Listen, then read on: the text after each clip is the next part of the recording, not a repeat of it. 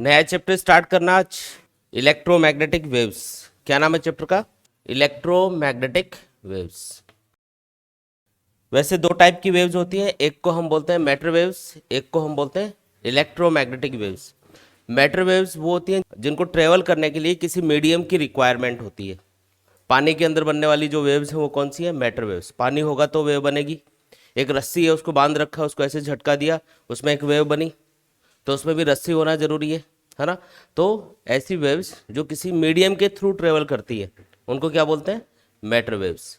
और दूसरी जो वेव्स होती है उनको ट्रेवल करने के लिए किसी मीडियम की रिक्वायरमेंट नहीं होती, उनको हम बोलते हैं इलेक्ट्रोमैग्नेटिक वेव्स। दो टाइप की वेव्स हमने किस तरीके से कैटेगराइज की? एक तो वो वेव्स जिनको ट्रेवल करने के लिए मीडियम की रिक्वायरमेंट है उनको तो हम बोलेंगे मैटर वेव्स, है ना? और जिनको ट्रेवल करने के लिए मीडियम की रिक्वायरमेंट नहीं है उनको अपन क्या बोलते हैं? Electromagnetic waves. इलेक्ट्रोमैग्नेटिक वेव्स एक टाइप से एक एनर्जी है जो एक जगह से दूसरी जगह ट्रांसमिट होती है, एक जगह से दूसरी जगह मूव करती है। ठीक है, अब हम इलेक्ट्रोमैग्नेटिक वेव्स के बारे में थोड़ा डिटेल में स्टडी करेंगे। तो सबसे पहला क्वेश्चन ये आता है कि ये जो इलेक्ट्रोमैग्नेटिक वेव्स हैं इनके बारे में हमको पता कैसे चला? शुरुआत से अपन देखेंगे। तो एक साइंटिस्ट थे जिनका नाम था ओरस्टेड। ओरस्टेड ने एक दिन एक्सपेरिमेंटली ये ऑब्जर्व किया कि जब हम किसी भी वायर में करंट फ्लो करते हैं, जब हम किसी भी वायर में एक करंट फ्लो करेंगे तो वायर के चारों तरफ एक मैग्नेटिक फील्ड प्रोड्यूस होगा। इस तरीके से वायर के चारों तरफ क्या होगा? एक मैग्नेटिक फील्ड प्रोड्यूस होगा। यानी कि इलेक्ट्रिक करंट की वजह से क्या प्रोड्यूस होता है? मैग्नेटिक फील्ड प्रोड्यूस होता है। वायर में क्या फ्लो हो रहा था? करंट। और करंट की वजह से क्या प्रोड्यूस हुआ? मैग्नेटिक फील्ड प्रोड्यूस हुआ।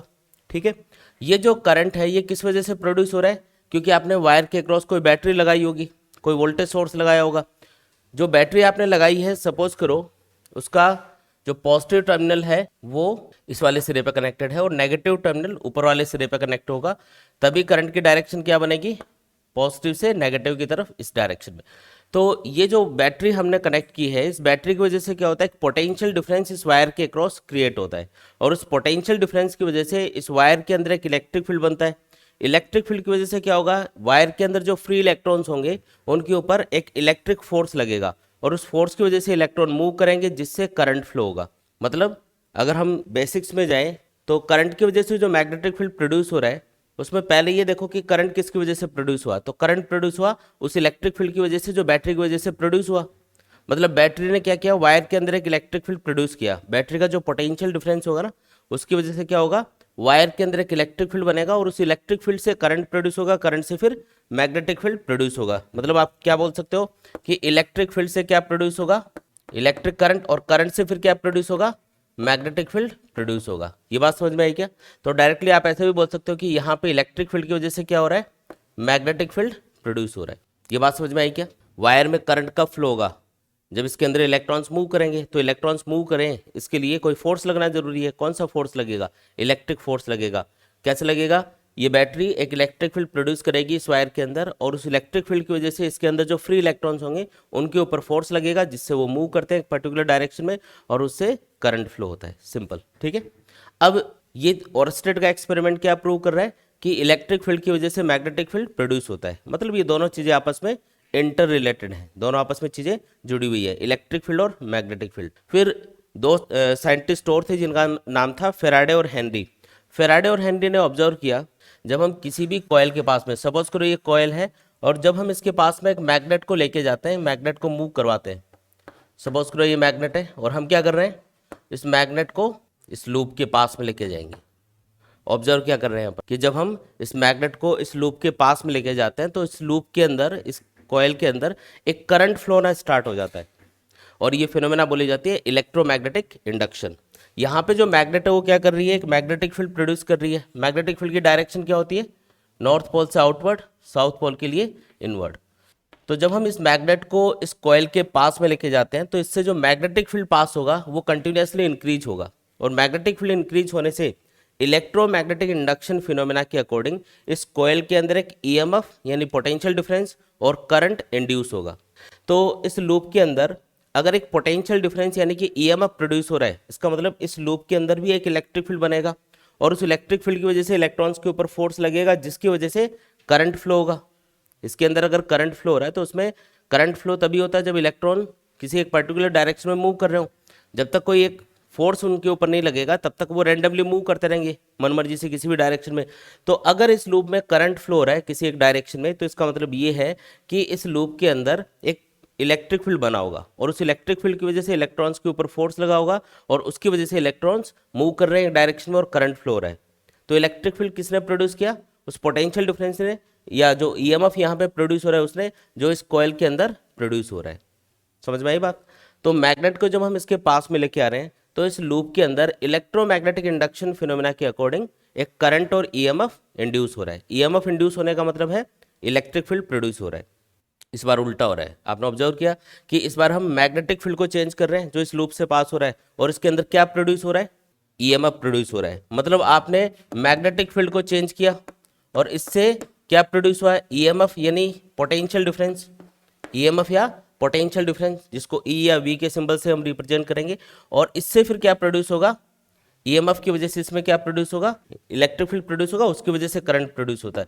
तो इलेक्ट्रिक फील्ड प्रोड्यूस होगा और उससे फिर करंट प्रोड्यूस होगा। आप ये बोल सकते हो, या सीधा भी लिख सकते हो कि ईएमएफ की वजह से सर्किट में करंट फ्लो होगा। लेकिन हमें जो चीज़ ऑब्जर्व करनी है वो ये है कि यहाँ पे मैग्नेटिक फील्ड से क्या चीज़ प्रोड्यूस हो रही है? इलेक्ट्रिक फील्ड प्रोड्यूस हो रहा है। यहाँ पे क्या देखा था? इलेक्ट्रिक फील्ड की वजह से मैग्नेटिक फील्ड प्रोड्यूस हुआ। यहाँ पे क्या हो रहा है? मैग्नेटिक फील्ड की वजह से इलेक्ट्रिक फील्ड प्रोड्यूस हो गया। मतलब ये दोनों चीज़ें आपस में क्या है? इंटर रिलेटेड है। ये रिलेशन हमको पता चल रहा है यहाँ से।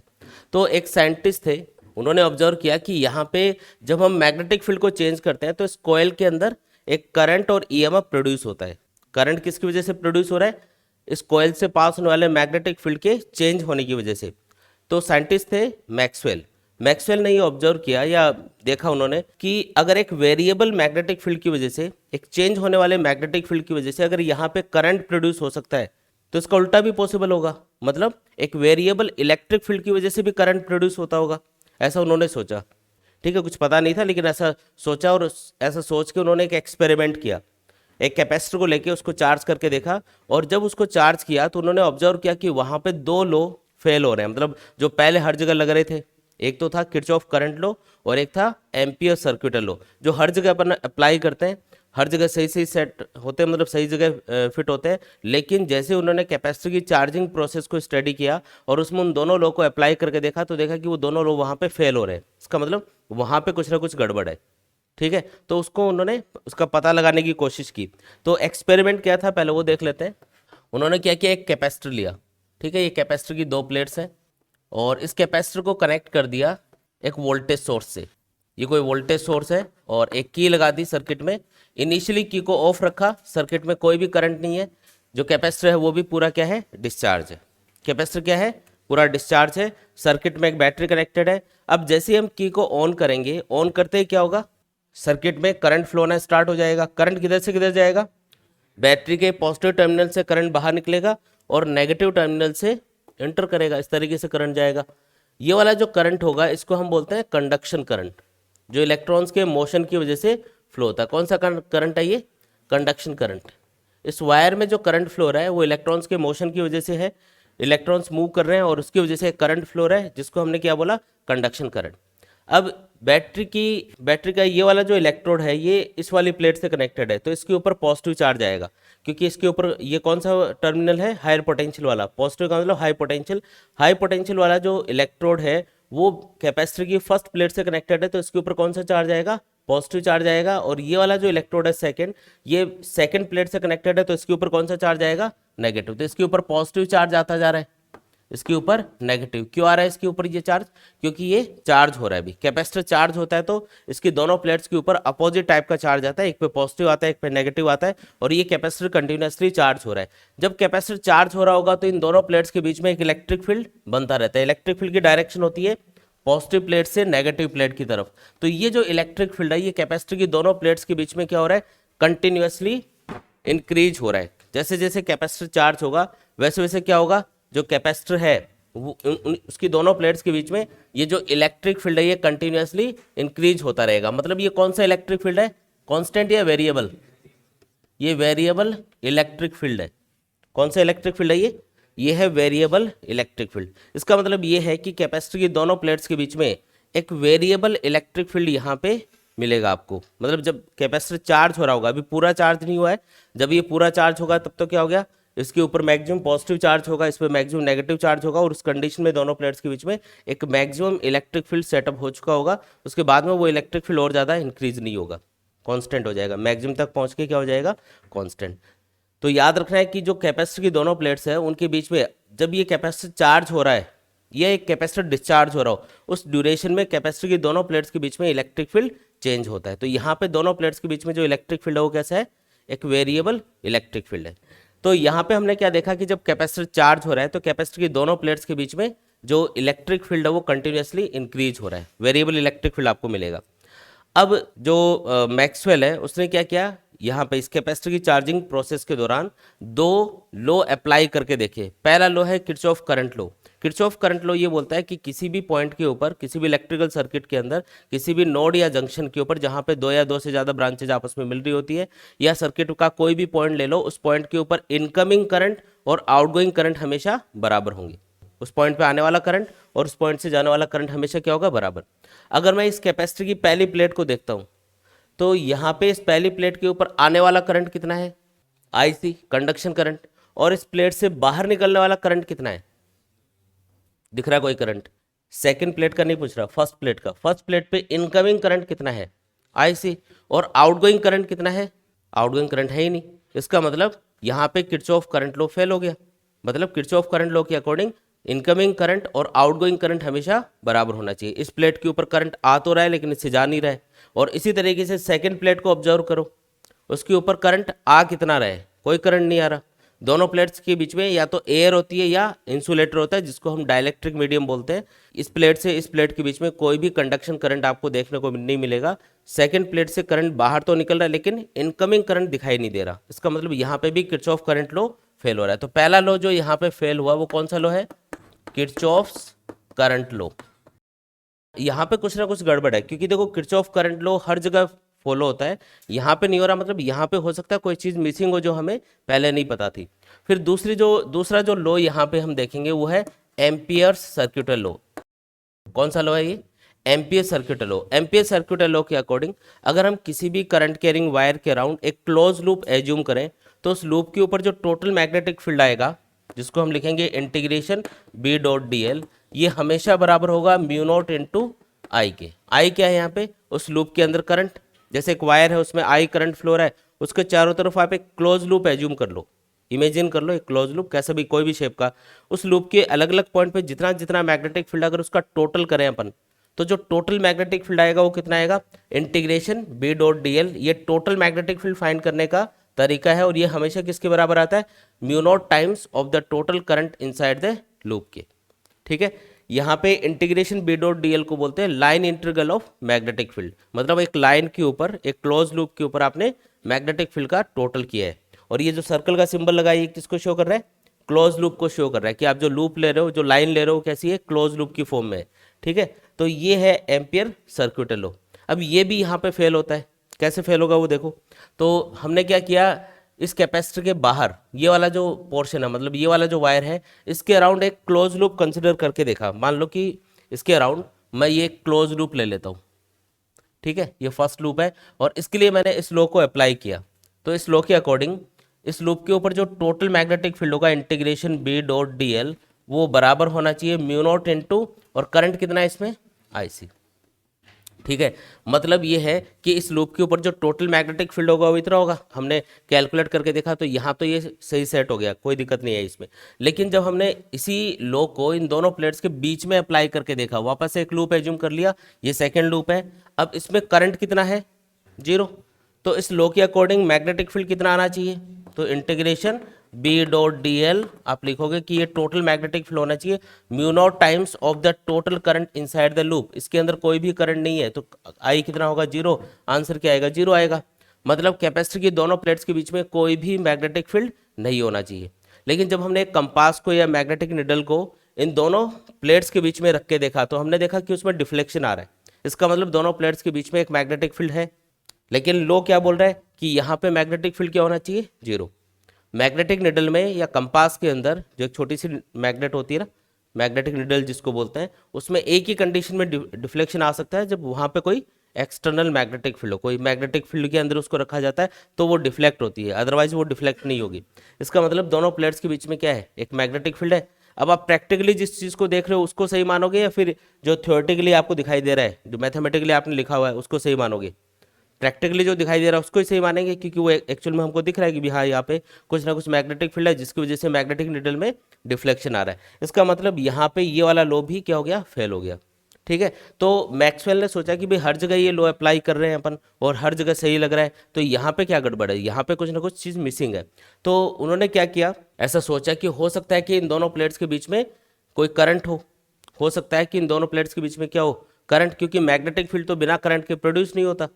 इन दोनों प्लेट्स के बीच में अगर मैग्नेटिक फील्ड आपको मिल रहा है इसका मतलब करंट होना चाहिए, लेकिन कंडक्शन करंट भी नहीं होगा। वो क्यों नहीं होगा, क्योंकि वो इलेक्ट्रॉन्स के मोशन की वजह से फ्लो रहा है और दोनों प्लेट्स को हमने या तो बीच में एयर या वैक्यूम होगा या फिर कोई इंसुलेटर जिसको हम डाइलेक्ट्रिक बोलेंगे, वो डाइलेक्ट्रिक मीडियम होगा तो उसमें से करंट फ्लो होता ही नहीं है। तो इसका मतलब यहाँ पे कोई ना कोई दूसरा करंट होगा और उस दूसरे करंट को हमने एक नाम दिया, मतलब मैक्सवेल ने उसको कंडक्शन करंट का रिप्लेसमेंट माना, उसकी जगह उसको एज्यूम कर लिया। किसकी जगह एज्यूम किया, कंडक्शन करंट की जगह। उसने बोला कि यहाँ पे कंडक्शन करंट की जगह कोई दूसरा करंट आ गया और क्योंकि वो कंडक्शन करंट का रिप्लेसमेंट है इसलिए उसका नाम रखा डिस्प्लेसमेंट करंट। क्या नाम रखा उसका, डिस्प्लेसमेंट करंट। उसका नाम रख दिया ऐसा कि ये इन दोनों प्लेट्स के बीच में क्या मिलेगा, एक डिस्प्लेसमेंट करंट मिलेगा। कौन सा करंट, डिस्प्लेसमेंट करंट। और उसकी डायरेक्शन क्या होगी, तो डायरेक्शन अब आप इजीली बता सकते हो भाई, अगर मैं इन दोनों प्लेट्स के बीच में करंट एज्यूम कर रहा हूँ डिस्प्लेसमेंट करंट, तो उसकी डायरेक्शन क्या होना चाहिए। तो अगर मैं किरचॉफ करंट लॉ को सही यहाँ पे सेट करना चाह रहा हूँ तो मैं क्या करूँगा, मैं ये देखूंगा कि पहली प्लेट के ऊपर इनकमिंग करंट कितना है IC, लेकिन इसके ऊपर आउटगोइंग करंट नहीं है। तो जो बीच में जो आप दोनों प्लेट्स के बीच में करंट एज्यूम कर रहे हो उसको किधर होना चाहिए, पहली प्लेट से आउटवर्ड डायरेक्शन में होना चाहिए ताकि किरचॉफ करंट लॉ सेट हो जाए। तो हमने जो डिस्प्लेसमेंट करंट है उसके डायरेक्शन को एज्यूम किया किधर से किधर, पॉजिटिव प्लेट से नेगेटिव प्लेट की तरफ, और इसको हम ID के सिंबल से रिप्रेजेंट करेंगे डिस्प्लेसमेंट करंट को। अब देखो किरचॉफ करंट लो दोनों प्लेट्स के ऊपर सेट हो रहा है। यहाँ पे इनकमिंग करंट कितना है IC, आउटगोइंग करंट कितना है ID, दोनों बराबर होंगे लॉ के अकॉर्डिंग। तो अब हम लिखेंगे IC equals to ID। Displacement current और कंडक्शन करंट हमेशा बराबर होते हैं। और सेकंड प्लेट के लिए भी इसी तरीके से आप बोल सकते हो, इनकमिंग करंट होगा ID और आउटगोइंग करंट क्या होगा IC, दोनों इक्वल होंगे। बात समझ में आई क्या, तो यहाँ पे किरचॉफ करंट लो सेट हो गया। और इससे हमको एक और चीज़ पता चली कि वायर्स में जितना कंडक्शन करंट होता है कैपेसिटर की दोनों प्लेट्स के बीच में वेरिएबल इलेक्ट्रिक फील्ड की वजह से उतना ही करंट प्रोड्यूस होता है, जिसको हम क्या बोलते हैं, डिस्प्लेसमेंट करंट बोलते हैं। मतलब अगर आपको किसी न्यूमेरिकल में या किसी भी जगह पे आपको क्वेश्चन वगैरह में आपको बोला जाए कि इन वायर्स के अंदर 10 एम्पियर करंट है, तो बताओ कैपेसिटर की दोनों प्लेट्स के बीच में कितना करंट, डिस्प्लेसमेंट करंट कितना होगा, तो वो भी 10 एम्पियर के बराबर होगा, क्योंकि दोनों हमेशा बराबर होने चाहिए तभी तो किरचॉफ करंट लॉ सेट होगा। इसका मतलब कैपेसिटर की दोनों प्लेट्स के बीच में जो डिस्प्लेसमेंट करंट है वो हमेशा कंडक्शन करंट के बराबर होता है। ये बात समझ में आ गई। तो पहला लॉ यहाँ पे सेट हो गया, इसको हमने सही प्रूव कर दिया कि यहाँ पे ये यहाँ भी क्या होगा, सही सेट होगा, ये सही प्रूव हो गया एक तरह से। दूसरा लॉ है जो यहाँ पे फेल हो रहा था वो था कि दोनों प्लेट्स के बीच में मैग्नेटिक फील्ड मिल रहा है, लेकिन mathematically magnetic field ampere circuit law के अकॉर्डिंग 0 मिलना चाहिए। तो अब हमने जब करंट एज्यूम कर लिया दोनों प्लेट्स के बीच में, जिसको हमने डिस्प्लेसमेंट करंट बोला, तो हम क्या बोलेंगे कि इस करंट की वजह से एक मैग्नेटिक फील्ड प्रोड्यूस हो रहा है। देखो मैग्नेटिक फील्ड का एक ही सोर्स होता है नेचर में और वो है करंट। जब चार्ज मूव करता है तो मैग्नेटिक फील्ड प्रोड्यूस होता है। आप मैग्नेट के अंदर भी देखोगे कि मैग्नेट जो होती है ना, मैग्नेट आप बोलोगे सर उसमें तो कोई करंट फ्लो करते ही नहीं है अपन, लेकिन अगर आप उसमें एटॉमिक लेवल पे जाओगे, उसमें एटम्स के अंदर देखोगे तो जो इलेक्ट्रॉन्स रिवॉल्व करते हैं उनकी वजह से जो करंट प्रोड्यूस होता है उसकी वजह से वो मैग्नेटिक फील्ड प्रोड्यूस होता है, जो मैग्नेट के अंदर आपको देखने को मिलता है। तो मैग्नेटिक फील्ड का सोर्स कौन है नेचर में, मूविंग चार्ज या इलेक्ट्रिक करंट। ठीक है, तो यहाँ पे हम बोलेंगे कि यहाँ पे इन दोनों प्लेट्स के बीच में जो करंट है वो कौन सा करंट है, डिस्प्लेसमेंट करंट। और इस डिस्प्लेसमेंट करंट की वजह से क्या हो रहा है, एक मैग्नेटिक फील्ड प्रोड्यूस हो रहा है जो हम देख रहे हैं प्रैक्टिकली। तो यहाँ पे अब ये लो भी सेट हो गया। अब यहाँ पे आपको करंट की वैल्यू 0 नहीं लेनी है, अब आपको करंट क्या लिखना है यहाँ पे, ID भी। दोनों प्लेट्स के बीच में करंट कितना है, ID, मतलब डिस्प्लेसमेंट करंट के बराबर है। तो बात समझ में आई क्या। तो मैक्सवेल ने क्या किया है, इस लो में एक करेक्शन किया, जो एम्पियर सर्किट लॉ है इसमें करेक्शन किया, उसने बोला कि आप सिर्फ कंडक्शन करंट को इसमें मत लिखा करो, इसमें कंडक्शन करंट के साथ साथ हमको डिस्प्लेसमेंट करंट को भी लिखना चाहिए। मतलब यहाँ पे ये जो इक्वेशन है इसमें IC प्लस ID लिखेंगे, ठीक है।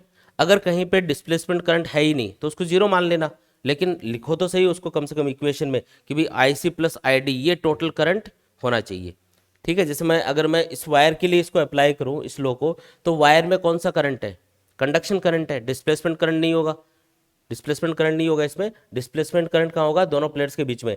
तो अगर मैं इस फर्स्ट लूप के लिए इस एम्पियर सर्क्यूटल लॉ को अप्लाई करूंगा तो मैं किस चीज़ को जीरो मानूंगा, ID को जीरो मान लूंगा। सेकेंड लूप के लिए जब मैं इसको अप्लाई करूंगा इसी लॉ को, तो IC को जीरो मान लूंगा, क्योंकि दोनों प्लेट्स के बीच में कंडक्शन करंट क्या है, जीरो। बात समझ में आ रही है? इसका मतलब अब ये जो लो है ये करेक्ट हो गया, मतलब इसको हम बोलते हैं करेक्टेड एम्पियर मैक्सवेल इक्वेशन। क्या बोलते हैं इसको, करेक्टेड एम्पियर मैक्सवेल इक्वेशन। समझ में आया ये पूरा, ठीक है। तो ये जो पूरी स्टोरी मैंने आपको बताई, इसका कंक्लूजन क्या निकला, तो मैक्सवेल ने एक कंक्लूजन निकाला इससे कि यहाँ पे एक वेरिएबल इलेक्ट्रिक फील्ड की वजह से भी क्या होता है, एक करंट और मैग्नेटिक फील्ड प्रोड्यूस हो सकता है।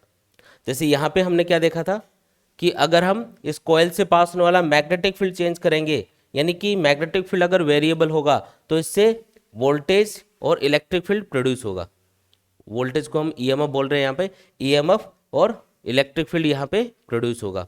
और मैक्सवेल ने एक्सपेरिमेंटली क्या प्रूव किया कि एक वेरिएबल इलेक्ट्रिक फील्ड की वजह से भी वापस से करंट और मैग्नेटिक फील्ड प्रोड्यूस हो सकता है। तो इससे फायदा क्या हुआ, तो इससे हमको ये पता चला कि इलेक्ट्रिक फील्ड से मैग्नेटिक फील्ड प्रोड्यूस हो सकता है, लेकिन इलेक्ट्रिक फील्ड कैसा होना चाहिए, वेरिएबल। और वेरिएबल मैग्नेटिक फील्ड से वापस से इलेक्ट्रिक फील्ड प्रोड्यूस हो सकता है। इसका मतलब अगर कहीं भी हम इलेक्ट्रिक फील्ड या मैग्नेटिक फील्ड को चेंज करेंगे तो उससे इलेक्ट्रिक फील्ड के चेंज होने से मैग्नेटिक फील्ड प्रोड्यूस होगा, और मैग्नेटिक फील्ड अगर चेंज होगा तो उससे वापस से क्या प्रोड्यूस होगा, इलेक्ट्रिक फील्ड। और अगर इलेक्ट्रिक फील्ड चेंज होगा तो वापस से क्या प्रोड्यूस होगा, मैग्नेटिक फील्ड। मतलब ये एक दूसरे को प्रोड्यूस करते करते आगे से आगे मूव कर सकते हैं। तो ये जो टाइप होता है ना, जिसमें एनर्जी एक जगह से दूसरी जगह ट्रांसमिट होती है, और उसको हम बोलते हैं वेव्स। वेव्स एक मीडियम है, एक तरीका है जिससे हम एनर्जी को एक जगह से दूसरी जगह ट्रांसमिट कर सकते हैं। तो उन्होंने इमेजिन किया कि शायद ऐसी कोई वेव्स होनी चाहिए जो इलेक्ट्रिक फील्ड और मैग्नेटिक फील्ड के चेंज होने की वजह से प्रोड्यूस होती हो, क्योंकि ये एक दूसरे को प्रोड्यूस कर सकते हैं, इलेक्ट्रिक फील्ड मैग्नेटिक फील्ड को, मैग्नेटिक फील्ड इलेक्ट्रिक फील्ड को। तो ये एक दूसरे को प्रोड्यूस करते जाएंगे और काफ़ी दूरी तक ये ट्रेवल कर सकते हैं। इस तरीके से एनर्जी एक जगह से दूसरी जगह पहुंच सकती है। तो ऐसा सोच के उन्होंने ये इमेजिन किया कि शायद ऐसी कोई वेव्स होनी चाहिए। उससे पहले तक नहीं पता था कि इलेक्ट्रोमैग्नेटिक वेव्स नाम की भी कोई चीज़ होती है। उन्होंने ये एक्सपेरिमेंटली ये बताया कि इलेक्ट्रोमैग्नेटिक वेव्स नाम की भी वेव्स होनी चाहिए जिसमें इलेक्ट्रिक फील्ड और मैग्नेटिक फील्ड चेंज होगा। बाद में अलग अलग साइंटिस्ट थे, उन्होंने क्या किया, इस चीज़ के ऊपर और रिसर्च किया। और एक साइंटिस्ट थे जिनका नाम था हर्ट्ज। हर्ट्ज ने, नाम सुना है ना आपने, फ्रीक्वेंसी की यूनिट क्या होती है, हर्ट्ज। तो हर्ट्ज ने एक एक्सपेरिमेंट किया था और उससे ये प्रैक्टिकली प्रूव करके दिखाया कि रियल में इलेक्ट्रोमैग्नेटिक वेव्स एग्जिस्ट करती है, उनको हम एक जगह से दूसरी जगह ट्रांसमिट कर सकते हैं और रिसीव भी कर सकते हैं। मतलब ये पूरा एक सर्किट उन्होंने बना के और उसको प्रूव करके दिखाया। और उसके बाद में फिर और साइंटिस्ट थे जैसे एम्पियर वगैरह, इन्होंने क्या किया, एंटीना वगैरह डिजाइन किया। और इससे हम क्या करने लगे, फिर सिग्नल को या जो इलेक्ट्रोमैग्नेटिक वेव्स है उनको हम एंटीना के थ्रू ट्रांसमिट करने लगे, उसको रिसीव करने लगे। और उससे हमने बहुत सारे इंस्ट्रूमेंट बना लिए, जैसे टीवी, मोबाइल, रेडियो, ये सारे के सारे इलेक्ट्रोमैग्नेटिक वेव्स के ऊपर काम करते हैं। मतलब जितना भी वायरलेस कम्युनिकेशन है वो पूरा का पूरा इलेक्ट्रोमैग्नेटिक वेव्स के ऊपर ही डिपेंड करता है। आप देख लो, टीवी, मोबाइल, राडार, है ना, माइक्रोवेव, ओवन, ये मतलब बहुत सारी चीज़ें ऐसी हैं, बहुत एक्सरे वगैरह, ये सब क्या है, ये इलेक्ट्रोमैग्नेटिक वेव्स हैं, डिफरेंट टाइप की माइक्रोवेव्स, रेडियो वेव्स, इस तरीके से। तो उन सब का हम आज के टाइम पे बहुत ज़्यादा यूज़ कर रहे हैं। और पूरा का पूरा वायरलेस कम्युनिकेशन तो इन्हीं के ऊपर बेस्ट है भाई, इलेक्ट्रोमैग्नेटिक वेव्स के ऊपर बेस्ट है। इसलिए ये बहुत इंपॉर्टेंट चीज़ थी। मतलब एक होता है ना क्रांतिकारी चीज़, कौन सी चीज़, क्रांतिकारी समझते हो ना, जिससे एकदम से दुनिया चेंज हो जाती है, ये वो वाली चीज़ थी। आप सोच लो वायरलेस कम्युनिकेशन को हटा दो अपनी लाइफ से, टीवी, मोबाइल और रेडियो, राडार वगैरह, इन सबको हटा दो, तो फिर लाइफ कितनी पीछे चली जाएगी। तो वही बात है, यहाँ पे बहुत एडवांस चीज़ थी ये। और क्योंकि मैक्सवेल ने ये चीज़ें बताई थी, इसलिए उसके सम्मान में, उसके रेस्पेक्ट में ऐसी जितनी भी इक्वेशंस थी जिनसे हमको इलेक्ट्रोमैग्नेटिक वेव्स की प्रॉपर्टीज़ पता चलती है, इलेक्ट्रिक फील्ड और मैग्नेटिक फील्ड के बीच का रिलेशन पता चलता है, उनको हमने मैक्सवेल इक्वेशंस नाम दिया। मैक्सवेल की खुद की एक भी इक्वेशन नहीं है इसमें, वो सारी इक्वेशन जिनसे हम इलेक्ट्रिक फील्ड, मैग्नेटिक फील्ड या इनके बीच में रिलेशन को स्टडी करते हैं, उन्हीं से हम इलेक्ट्रोमैग्नेटिक वेव्स की प्रॉपर्टीज भी स्टडी करेंगे कि उनकी स्पीड कितनी होगी, उसमें इलेक्ट्रिक फील्ड का मैग्नीट्यूड कितना होगा, और मैग्नेटिक फील्ड का मैग्नीट्यूड कितना होगा, किस डायरेक्शन में वो ट्रेवल करेंगी। ये सारी की सारी स्टडी हम उन इक्वेशन से करेंगे, और उन इक्वेशंस को हम क्या बोलेंगे, मैक्सवेल इक्वेशंस। कौन कौन सी इक्वेशन है, ये नाम याद रखने हैं बस आपको, मतलब ये इक्वेशंस याद करनी है, एग्जाम में पूछी जाती है। मैक्सवेल की जो पहली इक्वेशन है वो है Gauss's law in electrostatics. Gauss's law electrostatics में ये बोलता है the total electric flux passing through any close surface is Q by epsilon not. ये क्यू क्या है, यहाँ पे क्यू है क्लोज सरफेस के अंदर टोटल चार्ज। जैसे क्लोज सरफेस है और उसके अंदर हमने क्यू चार्ज रखा हुआ है, तो उस क्लोज सरफेस से पास होने वाला जो टोटल इलेक्ट्रिक फ्लक्स होगा, क्या चीज होगी, टोटल इलेक्ट्रिक फ्लक्स, वो किसके बराबर होगा, वो Q अपॉन एप्सिलॉन नॉट के बराबर होगा। The total electric flux passing through any close surface is 1 upon epsilon not times of the total charge with in the close surface. इसको हम गॉसेज लॉ बोलते हैं, इलेक्ट्रोस्टैटिक्स में हम इसको पढ़ते हैं, लेकिन इसको मैक्सवेल की फर्स्ट इक्वेशन बोला जाता है क्योंकि ये इलेक्ट्रिक फील्ड का चार्ज के साथ में रिलेशन है। ठीक है, दूसरी जो इक्वेशन है वो भी गॉसेज लॉ है, Gauss's law in magnetostatics. Magnetic field वाले चैप्टर में हम एक लॉ और पढ़ते हैं गॉस का, जो ये होता है कि total magnetic flux passing through any surface, कोई भी सरफेस हो वो हमेशा जीरो होगा। किसी भी सरफेस से पास होने वाला टोटल मैग्नेटिक फ्लक्स हमेशा जीरो होता है। ये गॉस का सेकंड लॉ है, इसको मैक्सवेल की मतलब सेकंड इक्वेशन बोला जाता है। मैक्सवेल इक्वेशन बोल रहे हैं इनको अपन, ये सारे के सारे दूसरे साइंटिस्ट लोगों की इक्वेशंस हैं, लेकिन इनको मैक्सवेल इक्वेशन क्यों बोला, उसके रेस्पेक्ट में। ठीक है, तीसरी जो इक्वेशन है वो है जो अभी हमने पढ़ा था फेराडे और हेनरी के एक्सपेरिमेंट से हमको पता चलता है ना कि इलेक्ट्रोमैग्नेटिक इंडक्शन फिनोमेना के अकॉर्डिंग एक ईएमएफ प्रोड्यूस होगा। उस ईएमएफ की जो इक्वेशन होती है ना, वो मैक्सवेल की थर्ड इक्वेशन बोली जाती है। क्या इक्वेशन होती है वो, E equals to minus d phi upon d t. अच्छा, ये फाई क्या होता है, मैग्नेटिक फ्लक्स। तो यहाँ पे एक छोटा बी लगा देता हूँ जो ये शो करेगा कि कौन से वाले मैग्नेटिक फ्लक्स, कौन से वाले फ्लक्स की बात हो रही है, मैग्नेटिक फ्लक्स। क्योंकि दो टाइप के फ्लक्स हम डिफाइन करते हैं, एक तो होता है इलेक्ट्रिक फ्लक्स और एक होता है मैग्नेटिक फ्लक्स। तो अभी मैग्नेटिक फ्लक्स की बात हो रही है। ये जो इक्वेशन है इसको इलेक्ट्रिक फील्ड की टर्म्स में भी लिख सकते हो। E इक्वल्स टू हम जानते ही होता minus d v by d r. E equals to minus d v by d r, ये क्या है, एक इक्वेशन है जो ये शो करती है कि अगर किन्हीं भी दो पॉइंट्स के बीच का पोटेंशियल डिफरेंस dv है और डिस्टेंस dr है, तो उनके बीच में जो इलेक्ट्रिक फील्ड होगा वो कितना होगा, E equals to minus d v by d r के इक्वल होगा। माइनस का सिंबल ये बताएगा कि जो इलेक्ट्रिक फील्ड की डायरेक्शन होती है वो डिक्रीजिंग पोटेंशियल की डायरेक्शन में होती है, ज़्यादा से कम पोटेंशियल वाली डायरेक्शन में होती है, हाई पोटेंशियल से लो पोटेंशियल की तरफ होती है। तो माइनस का सिंबल तो सिर्फ डायरेक्शन बताने के लिए होता है, बाकी इलेक्ट्रिक फील्ड का मैग्नीट्यूड कैसे कैलकुलेट करोगे, E equals to d v by d r वाले फॉर्मूले से। तो माइनस का सिंबल मैं हटा देता हूँ एक बार, ये सिर्फ डायरेक्शन बताने के लिए था इलेक्ट्रिक फील्ड की। अगर मैं इसको लिखूँ डी वी इक्वल्स टू, तो इसको लिखेंगे E डॉट डी आर। इसको डॉट प्रोडक्ट की फॉर्म में क्यों लिखा, क्योंकि इलेक्ट्रिक फील्ड और डिस्प्लेसमेंट ये दोनों वेक्टर क्वांटिटीज है, जबकि पोटेंशियल डिफरेंस क्या होता है, एक स्केलर क्वांटिटी होती है, तो इसलिए इनका डॉट प्रोडक्ट करके लिखेंगे अपन। और कोई भी दो पॉइंट्स है उनके बीच का अगर टोटल पोटेंशियल डिफरेंस कैलकुलेट करना हो तो इसका इंटीग्रेशन कर देंगे। इंटीग्रेशन करने से टोटल पोटेंशियल डिफरेंस बराबर आएगा E डॉट डी आर की। समझ में आया कि, तो V क्या है, यहाँ पे पोटेंशियल डिफरेंस है। यहाँ पे इंड्यूस्ड ईएमएफ का मतलब भी क्या होता है, पोटेंशियल डिफरेंस ही होता है। तो आप E को किससे रिप्लेस कर सकते हो, integration E dot D R से। समझ में आई। और ये जो मैग्नेटिक फ्लक्स है, ये मैग्नेटिक फ्लक्स का फॉर्मूला है, देखो ये total magnetic flux equal to zero जो होता है ना, ये मैग्नेटिक फ्लक्स का फॉर्मूला है। तो आप इसको क्या लिख सकते हो, डी बाई डी टी, और 5b यानी मैग्नेटिक फ्लक्स को लिख सकते हो integration B dot D S. इनको देख के डरना नहीं है, इनको सॉल्व नहीं करना है आपको, ये सिर्फ आपको याद करना है कि ये इक्वेशंस हैं। इनको जब आप स्टडी करते हो, इनको कैलकुलेट आपस में इनको जब सॉल्व करोगे तो इससे आपको इलेक्ट्रोमैग्नेटिक वेव्स की प्रॉपर्टीज पता चलेंगी। तो हमारे सिलेबस में वो नहीं है कि कैसे सॉल्व करना है, क्या प्रॉपर्टीज, हम डायरेक्ट रिजल्ट पे आएंगे कि ये प्रॉपर्टीज होती हैं, वो याद कर लेंगे। तो यहाँ पे ये मैक्सवेल की थर्ड इक्वेशन है।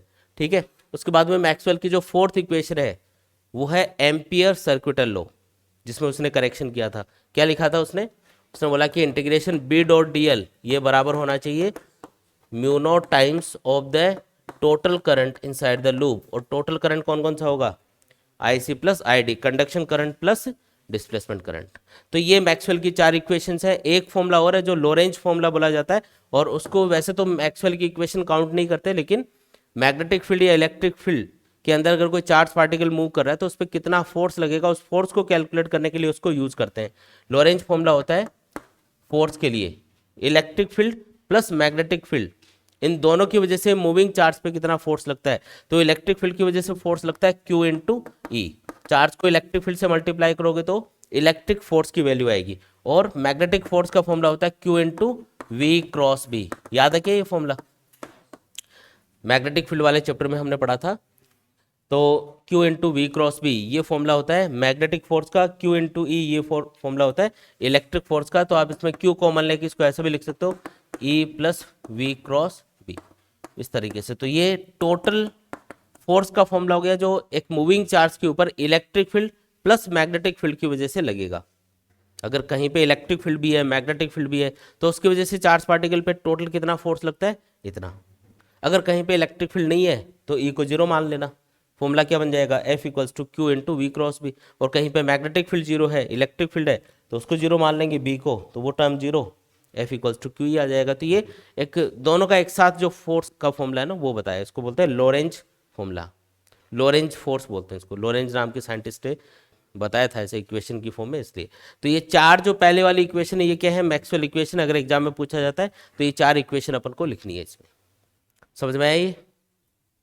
अब मैं आपको बताता हूँ कि ये किस तरीके से इलेक्ट्रोमैग्नेटिक वेव्स रिप्रेजेंट की जाती है, उनका डायग्राम क्या होगा और उसमें खास या इंपॉर्टेंट चीज़ क्या है। ठीक है, ये डायग्राम एग्जाम में बहुत बार पूछते हैं।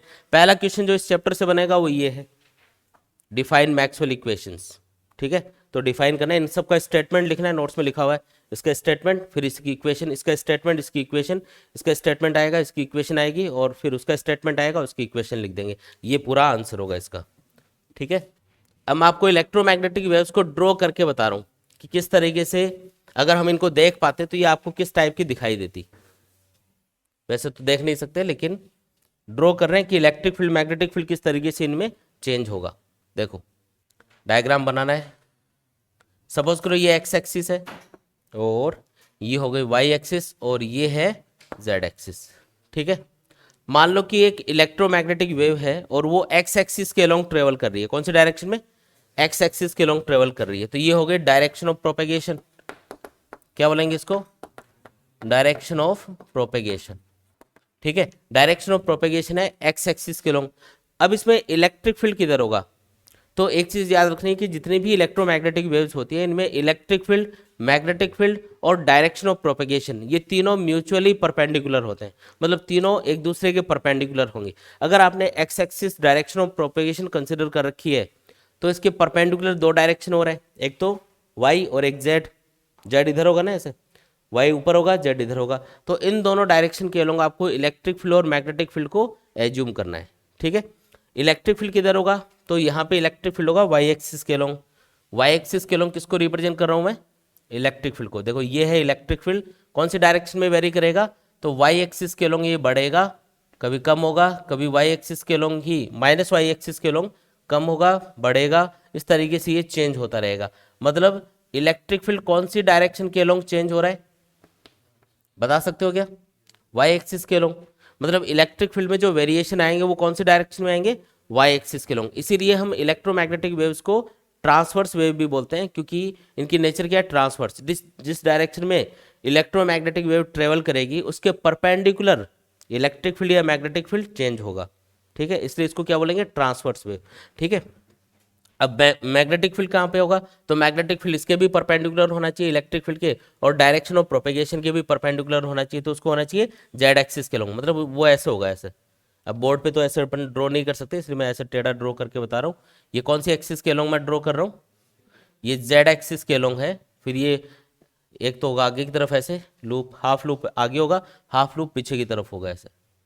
समझ में आया कि? फिर ये वापस ऐसे। तो मतलब ये वाला डायग्राम बनेगा। अब ये डायग्राम एज इट इज आपको बनाना है एग्जाम में, अगर आपको इलेक्ट्रोमैग्नेटिक वेव्स का डायग्राम पूछा जाए। और यहाँ पे आप एक चीज़ और नोटिस कर सकते हो कि दोनों में जो वेरिएशन है वो एक साथ आएंगे। अगर इलेक्ट्रिक फील्ड बढ़ रहा है तो मैग्नेटिक फील्ड भी बढ़ रहा होगा। अगर इलेक्ट्रिक फील्ड कम होकर जीरो हो गया तो मैग्नेटिक फील्ड भी कम होकर जीरो हो गया। ध्यान से देखो यहाँ पे, इलेक्ट्रिक फील्ड बढ़ रहा है यहाँ पे मैक्सिमम, तो उसी टाइम पे आपको मैग्नेटिक फील्ड भी मैक्सिमम मिलेगा। इलेक्ट्रिक फील्ड कम होके जीरो हो गया तो मैग्नेटिक फील्ड भी कम होके क्या हो गया, जीरो। और एक कंप्लीट साइकिल पूरा करने में ये जो इलेक्ट्रिक फील्ड है इसको जितना टाइम लगेगा उतना ही मैग्नेटिक फील्ड को भी एक कंप्लीट साइकिल पूरा करने में लगेगा।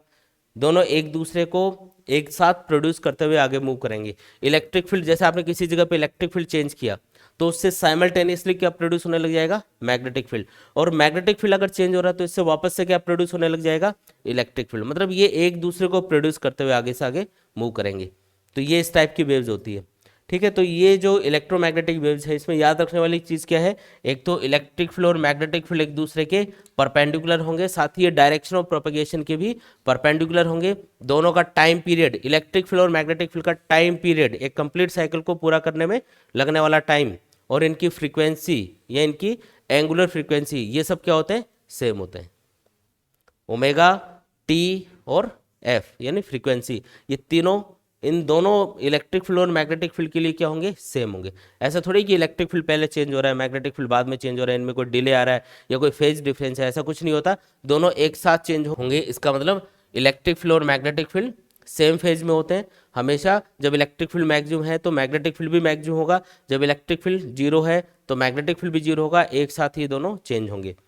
यहाँ पे अब एक क्वेश्चन आपके दिमाग में ये आ सकता है कि इलेक्ट्रिक फील्ड को वाई एक्सिस के लॉन्ग लेना है या आप मैग्नेटिक फील्ड को भी वाई एक्सिस के लॉन्ग ले सकते हो।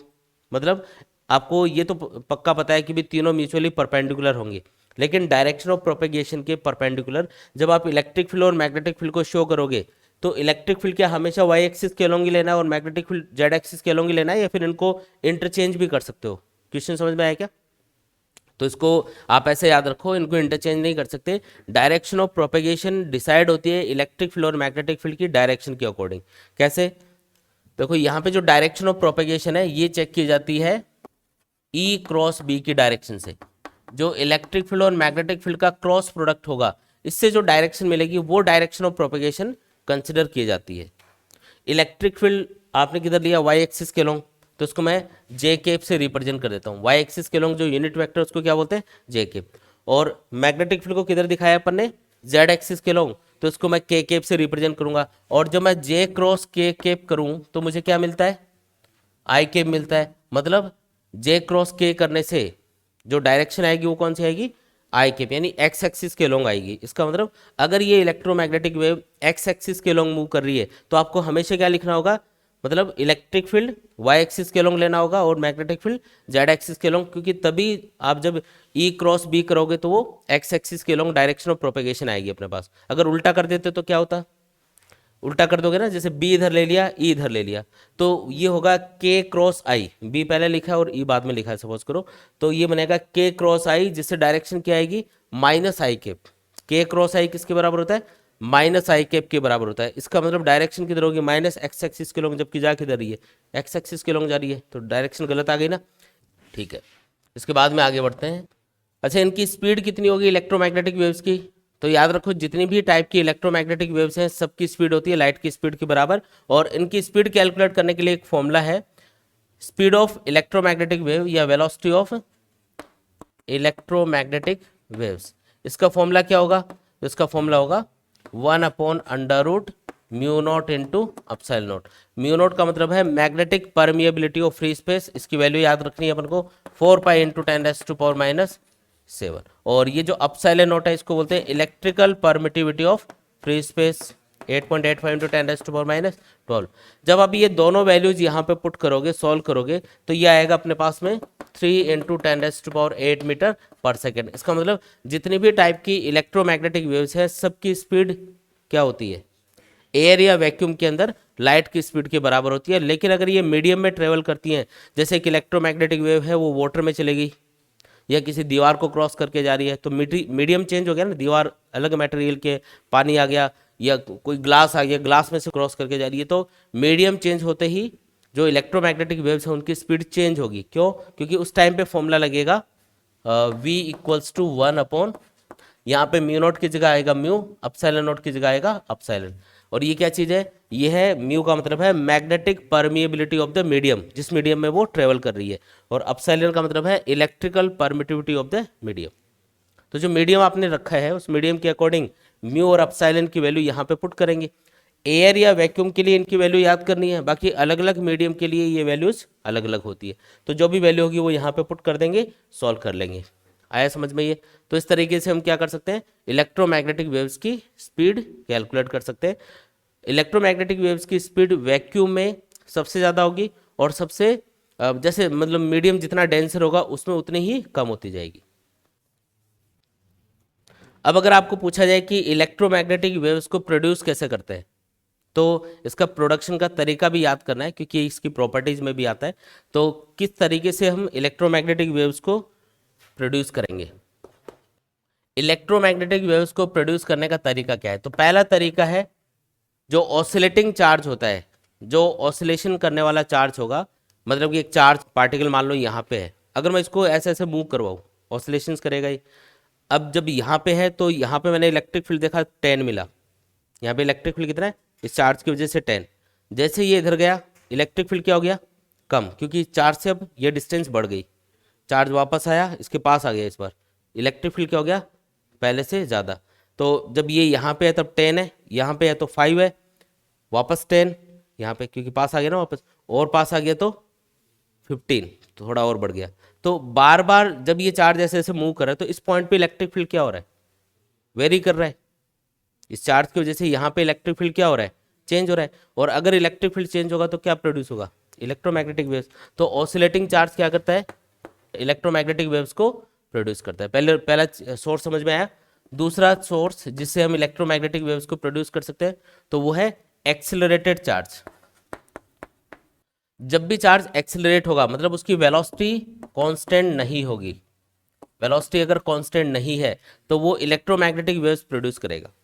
एक चार्ज पार्टिकल जा रहा है बहुत तेजी से, अगर उसकी स्पीड कंटिन्यूसली बढ़ रही है या कंटिन्यूसली कम हो रही है तो वो एनर्जी रेडिएट करेगा किसकी फॉर्म में, इलेक्ट्रोमैग्नेटिक वेव्स की फॉर्म में। ठीक है, इसमें आप एक और एग्जांपल ले सकते हो कि जब मान लो फास्ट मूविंग इलेक्ट्रॉन्स है और एकदम से किसी मेटल टारगेट से टकरा के एब्जॉर्ब होते हैं, बहुत तेजी से आने वाले इलेक्ट्रॉन है और एकदम से किसी मेटल टारगेट से टकरा के, कोई मेटल की शीट है कोई मेटल का ब्लॉक है उससे जाके एकदम टकरा के उसमें घुस गए, एब्जॉर्ब हो गए, तो उनकी जो काइनेटिक एनर्जी है वो एक टाइप की वेव्स के अंदर कन्वर्ट हो जाती है और उसको हम बोलते हैं एक्सरेज। तो एक्सरेज कब प्रोड्यूस होती है, जब फास्ट मूविंग इलेक्ट्रॉन किसी टारगेट से टकरा के एब्जॉर्ब होते हैं, उस कंडीशन में कौन सी वाली वेव्स प्रोड्यूस होती है, एक्सरेज प्रोड्यूस होती है। तो फास्ट मूविंग चार्ज को एकदम से आपने रोक दिया तो उसकी एनर्जी किस में कन्वर्ट हो जाती है, इलेक्ट्रोमैग्नेटिक वेव्स की फॉर्म में। तो ये भी इसी कैटेगरी में आता है। तो एक्सेलरेटेड चार्ज क्या कर सकता है, इसको हम ऐसे बोलेंगे, accelerated charge electromagnetic waves produce कर सकता है। अगर चार्ज पार्टिकल की वेलोसिटी कांस्टेंट नहीं है तो क्या प्रोड्यूस होगा, इलेक्ट्रोमैग्नेटिक वेव्स प्रोड्यूस होंगी।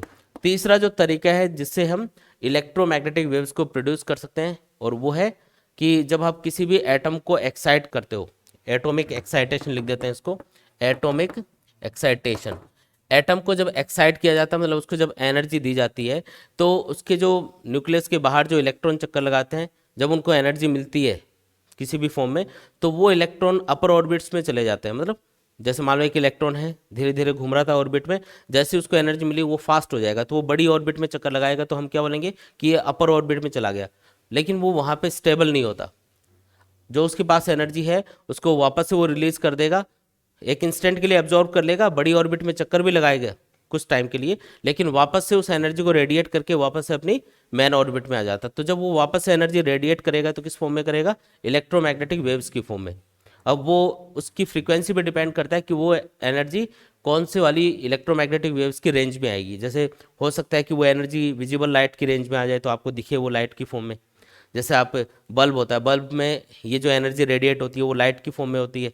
एटॉमिक एक्साइटेशन होता है, जहाँ पे आपको लाइट मिल रही है ना, लाइट, उन सब में एक ही तरीका होता है, लाइट को प्रोड्यूस करने का तरीका यही है, एटॉमिक एक्साइटेशन। जब आप बल्ब को इलेक्ट्रिकल एनर्जी देते हो तो उसके इलेक्ट्रॉन्स, फिलामेंट के इलेक्ट्रॉन्स अपर ऑर्बिट में जाते हैं, फिर वहाँ से जब वो एनर्जी रेडिएट करके अपनी लोअर ऑर्बिट में आएंगे तो वो जो एनर्जी रेडिएट हुई वो कौन सी फॉर्म में होती है, वो लाइट की फॉर्म में होती है, इसलिए आपको लाइट दिखाई देती है उसमें। बाकी वो हीट की फॉर्म में भी हो सकती है, लाइट की फॉर्म में भी हो सकती है, अदर जो इलेक्ट्रोमैग्नेटिक वेव्स हैं अलग अलग फ्रीक्वेंसी की, उनकी फॉर्म में भी हो सकती है। तो इस तरीके से वो डिसाइड होगा कि कितनी एनर्जी इलेक्ट्रॉन को मिली और उसने कितनी एनर्जी वापस से रेडिएट की, उसके अकॉर्डिंग इलेक्ट्रोमैग्नेटिक वेव्स की फ्रीक्वेंसी डिसाइड होती है। इसका फॉर्मूला होता है E equals to h nu, energy equals to h into nu. H को बोलते हैं प्लांक कांस्टेंट और न्यू को हम बोलते हैं frequency. Frequency of electromagnetic waves किस पे डिपेंड कर रही है? एनर्जी पे, यानी energy upon Planck constant. H क्या प्लांक कांस्टेंट है 6.6 इंटू 10⁻34, ये इसकी वैल्यू, ये याद करनी है अपन को। E यानी एनर्जी, तो एनर्जी ज़्यादा होगी तो फ्रीक्वेंसी ज़्यादा होगी, एनर्जी कम होगी तो फ्रीक्वेंसी कम होगी। तो फ्रीक्वेंसी किससे डिसाइड होती है? एनर्जी से, कि कितनी एनर्जी रेडिएट हुई, उसके अकॉर्डिंग उसकी फ्रीक्वेंसी डिसाइड होगी, कितनी फ्रीक्वेंसी की एनर्जी अपन को या वेव्स अपन को मिल रही है। ठीक है, तो इस तरीके से ये 3 तरीके हैं जिनसे हम इलेक्ट्रोमैग्नेटिक वेव्स को प्रोड्यूस करते हैं। ठीक है, इसके बाद में देखो आगे बढ़ते हैं, और इसके बाद में आपको एक इंपॉर्टेंट टॉपिक बताया, properties of electromagnetic waves. Double star लगा लो, एक पक्का क्वेश्चन इसमें से आता है मतलब। अब प्रॉपर्टीज कौन कौन सी है मैं एक एक करके आपको बता देता हूँ। पहली प्रॉपर्टी है the electromagnetic waves are produced by the accelerated और ऑसिलेटिंग चार्ज। देखो अगर इलेक्ट्रिक चार्ज एक्सिलरेट होगा, एक्सिलरेट होने का मतलब क्या है? या तो उसकी स्पीड बढ़ रही हो या स्पीड कम हो रही हो। स्पीड कम हो रही है तब भी एक्सिलरेशन होता है, उसको नेगेटिव एक्सिलरेशन या रिटार्डेशन बोलते हैं। तो जब भी पार्टिकल की स्पीड बढ़ रही होगी या कम हो रही होगी, यानी कि उसके ऊपर पॉजिटिव या नेगेटिव एक्सिलरेशन काम करेगा, उस कंडीशन में charge particle electromagnetic waves produce करता है। ठीक है, पहला पॉइंट ये है। दूसरा जो पॉइंट है वो ये है, ये याद करने हैं सारे पॉइंट्स अपन को। ठीक है, दूसरा है the electromagnetic waves does not require any material medium for propagation. मतलब इलेक्ट्रोमैग्नेटिक वेव्स को मूव करने के लिए, प्रोपेगेट होने के लिए किसी भी मटेरियल मीडियम की रिक्वायरमेंट नहीं होती है। जैसे साउंड वेव्स हैं, अब साउंड को ट्रेवल करने के लिए मीडियम का होना जरूरी है, बिना किसी मीडियम के साउंड वेव्स ट्रेवल कर ही नहीं सकती। अगर इस रूम के अंदर से अपन एयर को हटा दें, वैक्यूम कर दें, तो मैं चाहे कितना ही तेज बोलूं आपको कुछ सुनाई नहीं देगा। ये तो होती है मटेरियल वेव्स, मैटर वेव्स बोलते हैं इनको वैसे, जिनमें मटेरियल की रिक्वायरमेंट होती है। लेकिन electromagnetic waves non matter waves होती है, मतलब इनमें बिना किसी मटेरियल की ये ट्रेवल कर सकती है। ये कैसे पता चला? तो देखो जो लाइट होती है ना, वो एक इलेक्ट्रोमैग्नेटिक वेव होती है, और जब सन से अर्थ तक लाइट आती है तो स्पेस के अंदर बीच में काफ़ी जगह पे वैक्यूम होता है। स्पेस के अंदर कई जगह क्या होगा? वैक्यूम। अब सन से आने वाली लाइट उस वैक्यूम को क्रॉस करके भी अर्थ तक आ रही है, इसका मतलब बीच में जो वैक्यूम आया उसमें से जो लाइट वेव्स हैं वो ट्रेवल कर सकती हैं, नहीं तो वहीं पे ब्लॉक हो जाती, वहीं पे रुक जाती वो, है ना। अगर उनको मटेरियल मीडियम चाहिए होता तो लाइट अपने अर्थ तक पहुंच ही नहीं पाती। तो इससे ये प्रूव होता है कि जो इलेक्ट्रोमैग्नेटिक वेव्स हैं डिफरेंट टाइप की जितनी भी हैं, उनके लिए किसी भी मटेरियल मीडियम की रिक्वायरमेंट नहीं होती है। तो बिना किसी मटेरियल मीडियम के ये इलेक्ट्रोमैग्नेटिक वेव ट्रेवल कर सकती हैं। तीसरी जो प्रॉपर्टी है वो स्पीड के बारे में है, ये मैंने आपको बताई थी। इलेक्ट्रोमैग्नेटिक वेव्स की जो स्पीड है वैक्यूम के अंदर वो कितनी होती है? 1/√μ0 इंटू अपसाइलन नॉट, और कैलकुलेट करोगे तो ये वैल्यू कितनी आती है? 3 इंटू 10⁸ मीटर पर सेकेंड के बराबर आती है, मतलब स्पीड ऑफ लाइट के बराबर आती है। और मीडियम अगर चेंज करोगे तो μ0 और अपसाइलन नॉट की जगह म्यू और अपसाइलन आएगा, है ना। ये वैक्यूम के लिए बताया है। लेकिन अगर मीडियम चेंज कर दोगे तो म्यू भी चेंज होगा और अपसाइलन भी चेंज होगा, तो उस कंडीशन में आंसर डिफरेंट आएगा, मतलब स्पीड ऑफ लाइट से वैल्यू थोड़ी कम आएगी कैलकुलेशन से। तो याद रखना है मीडियम में लाइट की स्पीड या इलेक्ट्रोमैग्नेटिक वेव्स की स्पीड क्या होती है? कम होती है स्पीड ऑफ लाइट से। फिर अगली जो प्रॉपर्टी है फोर्थ प्रॉपर्टी, उस पर स्टार लगा लो।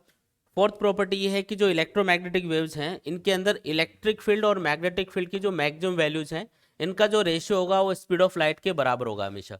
ये जितनी भी प्रॉपर्टी आप स्टडी कर रहे हो ना, ये कॉमन प्रॉपर्टीज हैं। आगे फिर डिफरेंट प्रॉपर्टीज और भी पढ़ेंगे अपन, कि एक्स रेज की प्रॉपर्टी क्या होती हैं, गामा रेज की क्या होती हैं, रेडियो वेव्स की क्या होती हैं, वो अलग है। अभी तो सिर्फ मैं आपको क्या बता रहा हूँ, कॉमन प्रॉपर्टी, जितनी भी कॉमन प्रॉपर्टी है इलेक्ट्रोमैग्नेटिक वेव्स की। तो किसी भी इलेक्ट्रोमैग्नेटिक वेव के अंदर इलेक्ट्रिक फील्ड और मैग्नेटिक फील्ड, इनके एम्पलीट्यूड का रेशियो हमेशा कांस्टेंट होता है, और ये किसके बराबर होगा? स्पीड ऑफ लाइट के बराबर होगा। इलेक्ट्रिक फील्ड और मैग्नेटिक फील्ड इलेक्ट्रोमैग्नेटिक वेव के अंदर चेंज होते रहते हैं साइमल्टेनियसली, तो उसमें जो इलेक्ट्रिक फील्ड की मैक्सिमम वैल्यू है और मैग्नेटिक फील्ड की जो मैक्सिमम वैल्यू है, उनका रेशियो हमेशा कांस्टेंट होता है। और ये किसके बराबर होगा रेशियो? स्पीड ऑफ लाइट के बराबर होगा। अब ये आया कहाँ से? तो ये जो मैक्सवेल इक्वेशंस अपन ने पढ़ी थी ना, उनको सॉल्व करने पे ये फॉर्मूला, ये रिलेशन आता है अपने पास। न्यूमेरिकल्स वगैरह में यूज़ करेंगे ये रिलेशन, कई बार क्या होगा, इलेक्ट्रिक फील्ड आपको गिवन होगा, इलेक्ट्रोमैग्नेटिक वेव के अंदर इलेक्ट्रिक फील्ड इतना है, मैक्सिमम वैल्यू इतनी है, बताओ मैग्नेटिक फील्ड कितना होगा। तो स्पीड ऑफ लाइट की वैल्यू तो पता ही होती है अपन को, ई नॉट पता हो तो बी नॉट कैलकुलेट कर सकते हो क्या, कर सकते हैं ना इस फॉर्मूले को यूज़ करके। तीन ही तो चीज़ें हैं, दो पता हो तो एक तीसरी चीज़ कैलकुलेट की जा सकती है, जिसमें एक चीज़ तो ऑलरेडी पता है अपन को, स्पीड ऑफ लाइट। तो इस तरीके से उस न्यूमेरिकल्स वगैरह में इसको यूज़ करेंगे अपन। फिर इसी में आगे दो इक्वेशंस बताई हैं। इलेक्ट्रोमैग्नेटिक वेव के अंदर जैसा अपन जानते हैं कि दो चीज़ें होती हैं, इलेक्ट्रिक फील्ड होता है और मैग्नेटिक फील्ड होता है। इलेक्ट्रिक फील्ड की इक्वेशन क्या होगी, मतलब उसको कैसे रिप्रेजेंट करोगे, तो इसको मैं लिखूंगा e equals to E not sine, भाई ये तो हमको पता ही है कि इलेक्ट्रोमैग्नेटिक वेव के अंदर इलेक्ट्रिक फील्ड और मैग्नेटिक फील्ड साइन फंक्शन के अकॉर्डिंग वेरी करते हैं। वेव फॉर्म बनाई थी ना अभी, तो साइन फंक्शन आएगा। इक्वेशन क्या बनेगी, e equals to E not sine omega t plus k x, ठीक है। और जो मैग्नेटिक फील्ड है उसकी इक्वेशन होगी b equals to B not sine omega t plus k x. हमने ये भी पढ़ा था कि जो इलेक्ट्रोमैग्नेटिक वेव्स हैं उनमें इलेक्ट्रिक फील्ड और मैग्नेटिक फील्ड इन दोनों की फ्रीक्वेंसी और टाइम पीरियड हमेशा सेम होता है। तो साइन फंक्शन के आगे दोनों ही जो इक्वेशंस है उनमें जो भी लिखा हुआ रहेगा वो सेम रहेगा। बस डिफरेंस क्या है यहाँ पे, ई नॉट और बी नॉट का डिफरेंस है, दोनों इक्वेशंस में एक ही चीज़ का डिफरेंस है, और वो क्या है, इलेक्ट्रिक फील्ड वाली इक्वेशन में e equals to E not आएगा ऐसा कुछ है ना, और मैग्नेटिक फील्ड वाली इक्वेशन में b equals to B not ऐसा कुछ आएगा। और ई नॉट और बी नॉट के बीच का रिलेशन हमको पता ही है। अगर हमको ये इक्वेशन पता है तो क्या हम ये वाली इक्वेशन बना सकते हैं। अगर हमें ये इक्वेशन पता है ऑलरेडी कि इलेक्ट्रिक फील्ड इस फंक्शन के अकॉर्डिंग वेरी कर रहा है, तो आपको क्या करना है, यहाँ पे ई नॉट की जगह क्या आएगा, बी नॉट। और बी नॉट कैसे कैलकुलेट करोगे, तो बी नॉट इक्वल्स टू लिखेंगे ई नॉट अपॉन सी, उससे कैलकुलेट करके यहाँ पुट कर देंगे, तो वो किसकी इक्वेशन बनेगी, मैग्नेटिक फील्ड की इक्वेशन बन जाएगी। बाकी चीज़ें तो सेम ही रहेंगी, ये आगे वाला फंक्शन सेम रहेगा। यहाँ पे ये जो ओमेगा है इसको क्या बोलते हैं, एंगुलर फ्रीक्वेंसी, याद है क्या ये ओमेगा, ऐसे वाले चैप्टर में पढ़ा था ना ओमेगा, एंगुलर फ्रीक्वेंसी 2π/t, या फिर 2π। एफ की जगह यहाँ पे न्यू वाला सिंबल यूज करेंगे, ये वाला जो सिंबल है ना वी जैसा, इसको क्या बोलते हैं, न्यू, ठीक है। अच्छा एक और चीज़, यहाँ पे ये जो के है ये क्या चीज़ है, तो के को हम बोलते हैं वेव नंबर, और इसका फॉर्मूला होता है 2π/λ। लैम्डा क्या है, wavelength of the electromagnetic wave, lambda का मतलब होता है वेवलेंथ, और ये जो न्यू है इसका मतलब है फ्रीक्वेंसी। अच्छा इनमें भी एक रिलेशन होता है, न्यू इक्वल्स टू c/λ, ये आपस में रिलेशन है। अगर आपको न्यू पता है तो वेवलेंथ लैम्डा कैलकुलेट कर सकते हो, लैम्डा पता है तो फ्रीक्वेंसी न्यू कैलकुलेट कर सकते हो by using this relation, nu equals to c/λ, ये रिलेशन हम याद रखेंगे। अब ये जो इक्वेशंस हैं इनका यूज़ क्या है, तो न्यूमेरिकल्स वगैरह में काम आएंगी ये इक्वेशंस। किसी भी इलेक्ट्रोमैग्नेटिक वेव के अंदर इलेक्ट्रिक फील्ड और मैग्नेटिक फील्ड को इस तरीके से रिप्रेजेंट करेंगे। एक दो चीज़ और बताता हूँ आपको, यहाँ पे अगर हमने एक्स लिखा है तो इसका मतलब ये जो इलेक्ट्रोमैग्नेटिक वेव है ये एक्स एक्सिस के अलोंग ट्रेवल कर रही है। अगर मैं यहाँ पे लिखता वाई, के वाई भी लिख सकता हूँ मैं इसकी जगह, या के जेड भी लिखा जा सकता है, तो के वाई का मतलब होता है, दोनों जगह के वाई आता है, इसका मतलब जो इलेक्ट्रोमैग्नेटिक वेव है वो वाई एक्सिस के अलोंग ट्रेवल कर रही है। यहाँ पे जो भी लिखा रहेगा ना एक्स वाई या जेड, और जो भी लिखा है उस डायरेक्शन में इलेक्ट्रोमैग्नेटिक वेव ट्रेवल कर रही होगी। अभी जैसे मैंने लिखा कि ये इलेक्ट्रोमैग्नेटिक वेव एक्स एक्सिस के लॉन्ग ट्रेवल कर रही है, तो मैंने एक्स लिखा वहाँ पे। अगर ये एक्स एक्सिस के लॉन्ग ट्रेवल कर रही है तो इसमें इलेक्ट्रिक फील्ड कौन सी डायरेक्शन में होगा, वाई एक्सिस, और मैग्नेटिक फील्ड कौन सी डायरेक्शन में होगा, जेड एक्सिस, क्योंकि आप ई क्रॉस बी से इलेक्ट्रोमैग्नेटिक वेव के प्रोपेगेशन की डायरेक्शन डिसाइड करते हो। तो ये कौन सी डायरेक्शन में होगा, वाई एक्सिस, और ये होगा जेड एक्सिस। तो ऐसा वाई और जेड भी लिखेंगे अपन साथ में इसमें, जो ये बताएगा कि इलेक्ट्रिक फील्ड कौन सी डायरेक्शन में है, वाई एक्सिस के लॉन्ग है, मैग्नेटिक फील्ड कौन सी डायरेक्शन में है, जेड एक्सिस के लॉन्ग है, और वेव ट्रेवल कौन सी डायरेक्शन में कर रही है, एक्स एक्सिस के लॉन्ग, ठीक है। अब एक चीज़ बताओ सोच के कि अगर यहाँ पे y लिखा होता तो मैं यहाँ पे और यहाँ पे क्या लिखता, अगर वहाँ पे y होता मतलब इलेक्ट्रोमैग्नेटिक वेव कौन सी डायरेक्शन में जा रही है, y एक्सिस के लॉन्ग, तो इलेक्ट्रिक फील्ड कौन सी डायरेक्शन में लेना है, z एक्सिस, याद है ना बताया था, और मैग्नेटिक फील्ड x एक्सिस, तो यहाँ पे z लिखता है और यहाँ पे x लिखा जाता। समझ गए बात, ये छोटी छोटी बातें ध्यान रखनी है अपन को। इसके बाद में अगली प्रॉपर्टी है the direction of variation of electric field and magnetic field vectors are perpendicular to each other as well as perpendicular to the direction of propagation of the waves. Therefore, electromagnetic waves are transverse in nature like light waves. देखो जो electromagnetic waves हैं जितनी भी type की हैं वो सब transverse wave होती है। आपने पढ़ा होगा 11th में कि दो टाइप की वेव्स होती हैं, एक को हम बोलते हैं लॉन्गिट्यूडनल वेव्स, एक को हम बोलते हैं ट्रांसवर्स वेव, है ना।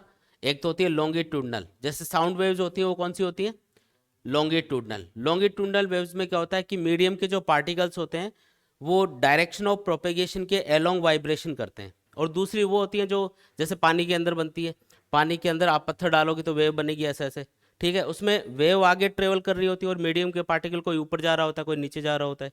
डायरेक्शन ऑफ प्रोपेगेशन के परपेंडिकुलर मीडियम के पार्टिकल मोशन करते हैं, तो उसको हम क्या बोलेंगे, उसको बोलेंगे ट्रांसवर्स। ट्रांसवर्स का मतलब है डायरेक्शन ऑफ प्रोपेगेशन के परपेंडिकुलर वाइब्रेशन होना, वाइब्रेशन मतलब वेरिएशन होना, एक तरह से ऐसे समझ लो इसको। तो इलेक्ट्रोमैग्नेटिक वेव के अंदर भी आपने क्या देखा था कि अगर इलेक्ट्रोमैग्नेटिक वेव एक्स एक्सिस के अलोंग ट्रेवल कर रही है तो उसमें इलेक्ट्रिक फील्ड कौन सी डायरेक्शन में चेंज हो रहा था, उसके परपेंडिकुलर वाई एक्सिस के अलोंग। मैग्नेटिक फील्ड भी उसके परपेंडिकुलर चेंज हो रहा था। तो इस टाइप की वेव्स को क्या बोलेंगे, ट्रांसवर्स वेव। बस नाम याद रखना है, नाम पूछा जाता है कि कौन सी टाइप की वेव होती है। मैं तो इतना डिटेल में बता रहा हूँ, इतना डिटेल में नहीं पूछेंगे, ठीक है। अगली जो प्रॉपर्टी है वो ये है, the electromagnetic waves carry energy which is equally divided between electric field and magnetic field vectors. जो टोटल एनर्जी होती है ना इलेक्ट्रोमैग्नेटिक वेव्स की, वो दो पार्ट में डिवाइडेड होती है। भाई दो चीज़ें हैं ना इलेक्ट्रोमैग्नेटिक वेव में, एक तो इलेक्ट्रिक फील्ड है, एक मैग्नेटिक फील्ड है, ठीक है। तो आधी एनर्जी तो किस फॉर्म में होगी, इलेक्ट्रिक फील्ड की फॉर्म में होगी, और हाफ एनर्जी किस फॉर्म में होगी, मैग्नेटिक फील्ड की फॉर्म में होगी। इलेक्ट्रिक फील्ड की फॉर्म में जो एनर्जी होती है, एनर्जी डेंसिटी बोलते हैं वैसे इसको, energy density in the form of electric field, इसका फॉर्मूला होगा 1/2 एप्सिलॉन नॉट ई स्क्वायर। और मैग्नेटिक फील्ड की फॉर्म में जो एनर्जी डेंसिटी होती है वो होती है 1/2 b square upon mu not. ये किसका फॉर्मूला है, ये है energy density in the form of magnetic field, और ये है energy density in the form of electric field. Energy density का मतलब एनर्जी पर यूनिट वॉल्यूम। जैसे मान लो कि एक लाइट का बल्ब है सपोज करो, तो लाइट के बल्ब से चारों तरफ लाइट एमिट हो रही है, तो वो जो लाइट एनर्जी है वो पर यूनिट वॉल्यूम कितनी है, उसको हम क्या बोलेंगे, एनर्जी डेंसिटी। चारों तरफ लाइट होगी किसी वॉल्यूम के अंदर, इस रूम में जैसे लाइट है सपोज करो एक बल्ब लगा दिया तो चारों तरफ लाइट निकल रही है उससे। अब किसी एक पर्टिकुलर रीजन में आपने देखा कि इतने इतने वॉल्यूम में, ये जो वॉल्यूम है इसमें कितनी एनर्जी है, तो उस एनर्जी पर यूनिट वॉल्यूम, उसमें जितनी एनर्जी को उसको उस वॉल्यूम से डिवाइड कर दो, तो वो क्या आएगा, एनर्जी पर यूनिट वॉल्यूम। उसी को हम क्या बोलते हैं, एनर्जी डेंसिटी। तो एनर्जी डेंसिटी इलेक्ट्रिक फील्ड की फॉर्म में कितनी होगी इलेक्ट्रोमैग्नेटिक वेव में, उसका ये फॉर्मूला है। अच्छा ये ई जो है ना, ई और बी जो मैंने लिखा है, इनको हम बोलते हैं RMS values of electric field and magnetic field. ये वही है जैसे एसी में पढ़ा था ना अपन ने, ई इक्वल्स टू क्या था, ई आर एम एस क्या था, e not by root two, और जैसे बी को अगर मैं लिखूंगा तो ये b not by root two बन जाएगा। जैसे ई आर एम एस था ना, e r M s equals to E not by root two, i r M s equals to i not by root two. उसी तरीके से ये जो इलेक्ट्रिक फील्ड और मैग्नेटिक फील्ड की आर एम एस वैल्यूज हैं, स्टैंडर्ड वैल्यूज हैं, उनको हमने यहाँ पे ई और बी से रिप्रेजेंट किया है। यहाँ पे याद रखना कि जो ई और बी का मतलब है वो क्या है, R M S values of electric field and magnetic field. और इसका फॉर्मूला क्या होगा, ई equals to E not by root two और B equals to B not by root two. Side में लिख लेना, ये छोटा सा है ना। ई का मतलब है e not by root two और बी को क्या बोलेंगे, b not by root two. ये है R M S values of electric field and magnetic field. याद कर लेना इनको कि ये सिंपल ई लिखा हुआ है तो इसका मतलब वो e not by root two के बराबर होगा। सिंपल बी लिखा है तो b not by root two होगा। ई नॉट बी नॉट क्या है, maximum values of electric field and magnetic field. ये फॉर्मूला याद रखने हैं अपन को, ठीक है। टोटल एनर्जी कितनी होगी मतलब इलेक्ट्रोमैग्नेटिक वेव्स की, तो वो u e plus u b के बराबर होगी। इलेक्ट्रोमैग्नेटिक वेव्स की जो टोटल एनर्जी है वो कितनी होगी, u e plus u b, electric field की फॉर्म में एनर्जी प्लस मैग्नेटिक फील्ड की फॉर्म में एनर्जी। हमने ये तो बोला भाई आधी आधी डिवाइडेड है, तो टोटल कितनी है, तो दोनों को मिला दो, तो टोटल एनर्जी इतनी है, एनर्जी डेंसिटी टोटल इतनी रहेगी। यहाँ पे ये वैल्यूज पुट करोगे तो ये formula total energy density equals to 1/2 epsilon not e square plus 1/2 b square upon mu not. अब आप चाहो तो ई और बी की वैल्यूज पुट कर दो, सॉल्व कर लो, वो सारे काम कर सकते हो आप। तो ये याद रखो, बाकी आपको पता ही है कि ई नॉट बी नॉट के टर्म्स में लिखना है तो ई को क्या लिखोगे, e not by root two का होल स्क्वायर, और यहाँ पे b not by root two का होल स्क्वायर लिखोगे क्योंकि स्क्वायर हो रहा है ना ई और बी का यहाँ पे। तो इस तरीके से लिखना है, ठीक है, याद रखना है ये। इसके बाद में अगली जो प्रॉपर्टी है वो है the electric vector is responsible for the optical effect of an electromagnetic wave and is called the light vector. अगली जो प्रॉपर्टी वो है the electromagnetic waves being uncharged are not deflected by electric field and magnetic field. देखो electromagnetic wave होती है उन पे कोई चार्ज नहीं होता, इनको इलेक्ट्रिक फील्ड या मैग्नेटिक फील्ड डिफ्लेक्ट नहीं कर सकता। कैसे, ये एक्सपेरिमेंटली भी प्रूव कर सकते हो। जैसे मान लो एक टॉर्च है, उससे आप लेजर लाइट है सपोज करो, लेजर लाइट से आपने लाइट डाली तो वो सीधी जाती है एकदम, देखा होगा आपने, जहाँ पे पॉइंट करोगे वहाँ पे जाके आपको लाल रेड कलर का डॉट आपको दिखाई देगा। अब आप क्या करो, उसके पास में मैग्नेट को लेके आओ तो आप क्या देखोगे कि डॉट अभी भी वहीं पे बन रहा है, मतलब उसमें कोई डिफ्लेक्शन नहीं आएगा, वो टेढ़ा मेढ़ा नहीं होगा, इधर उधर ऊपर नीचे नहीं बनेगा। इसका मतलब जो लेजर लाइट है यानी लाइट जो है वो उस मैग्नेटिक फील्ड से, जो उस मैग्नेट की वजह से प्रोड्यूस हो रहा है उसके चारों तरफ, उससे अफेक्ट नहीं होती है, उससे कोई फर्क नहीं पड़ेगा। मैग्नेटिक फील्ड कितना भी, मतलब कितना भी स्ट्रॉन्ग मैग्नेटिक फील्ड हो, कितना भी स्ट्रॉन्ग इलेक्ट्रिक फील्ड हो, उसमें से इलेक्ट्रोमैग्नेटिक वेव को अगर आप ट्रेवल करवाओगे तो उन पर कोई फर्क नहीं पड़ता, वो जैसे जा रही है उसी डायरेक्शन में स्ट्रेट चलती जाएंगी, क्योंकि उन पर कोई चार्ज नहीं होता, वो सिर्फ एनर्जी होती है। इलेक्ट्रोमैग्नेटिक वेव क्या है, सिर्फ एनर्जी है, उसको इलेक्ट्रिक फील्ड और मैग्नेटिक फील्ड अफेक्ट कर ही नहीं पाएंगे। ठीक है, तो ये याद रखना है कि जो इलेक्ट्रोमैग्नेटिक वेव हैं वो अनचार्ज होती हैं, उन पर कोई चार्ज नहीं होता, वो सिर्फ एक एनर्जी है जो एक जगह से दूसरी जगह ट्रेवल करती है, इसलिए उस पर इलेक्ट्रिक फील्ड और मैग्नेटिक फील्ड का कोई इफेक्ट नहीं होगा। इलेक्ट्रिक फील्ड और मैग्नेटिक फील्ड का इफेक्ट किस पे होता है, चार्ज पे होता है, याद है। एक चार्ज पार्टिकल इलेक्ट्रिक फील्ड में रखोगे तो फोर्स लगेगा F=QE, एक चार्ज पार्टिकल को मैग्नेटिक फील्ड में मूव करवाओगे तो फोर्स लगेगा F=QEB sin थीटा। तो चार्ज पार्टिकल पे ये फोर्स लगते हैं, चार्ज ही नहीं है इलेक्ट्रोमैग्नेटिक वेव पे, तो कोई electric field magnetic field force नहीं लगा पाएगा या उसको अफेक्ट नहीं कर पाएगा। और जो नाइन्थ प्रॉपर्टी इसमें लिखी है वो है the velocity of electromagnetic wave in dielectric, यानी किसी मीडियम की बात हो रही है, इज लेस देन c, यानी 3 × 10⁸ मीटर पर सेकेंड से कम होती है, ये बताया ना आपको। तो ये नाइन्थ प्रॉपर्टी थी। 10th प्रॉपर्टी पे स्टार लगा लो। इसमें आपको एक वेक्टर के बारे में बताया जा रहा है जिसको हम बोलते हैं पॉइंटिंग वेक्टर, इसको समझना ध्यान से। इस पे न्यूमेरिकल आ सकता है, छोटा मोटा फॉर्मूला याद करना है। अब ये है क्या चीज़ वो बताता हूँ आपको। पहले तो पॉइंटिंग वेक्टर, इसको हम एस के सिंबल से रिप्रेजेंट करेंगे। क्या चीज़ है ये पॉइंटिंग वेक्टर, होता क्या है देखो। इंटेंसिटी वर्ड सुना है क्या कभी। इंटेंसिटी का मतलब होता है energy incident per unit area per unit time. जैसे मान लो कि ये कोई सरफेस है, इसका एरिया है ए, और इस पर कोई एनर्जी किसी भी फॉर्म में आ रही हो, वो इंसिडेंट हो रही है, तो इस एरिया ए के ऊपर सपोज करो टी टाइम के अंदर टोटल एनर्जी ई इंसिडेंट हुई। ई यहाँ पे मैं सिंबल यूज़ कर रहा हूँ एनर्जी के लिए, या यू लिख देता हूँ इसको, सिंपल यू का मतलब है एनर्जी। तो इंटेंसिटी का मतलब होता है कि इस सरफेस एरिया के ऊपर per unit time per unit area कितनी एनर्जी इंसिडेंट हुई। ठीक है, इसका फॉर्मूला क्या होगा, तो इंटेंसिटी का फॉर्मूला होता है energy per unit area per unit time. अगर यू एनर्जी टी टाइम के अंदर ए एरिया पे इंसिडेंट हुई तो इंटेंसिटी कितनी है उस एनर्जी की, वो है U/A/T। ठीक है, कोई भी एनर्जी का सोर्स होता है, जैसे बल्ब की बात करो तो बल्ब से चारों तरफ लाइट एनर्जी एमिट होगी।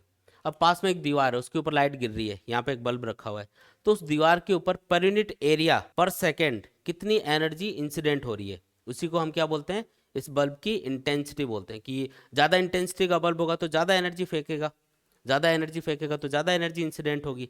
तो ये पता कैसे चलेगा कि भाई ज़्यादा एनर्जी आ रही है या कम, तो उसके लिए हम वर्ड यूज़ करते हैं इंटेंसिटी। इंटेंसिटी का मतलब क्या है, energy incident per unit area per unit time, इसको हम बोलेंगे इंटेंसिटी।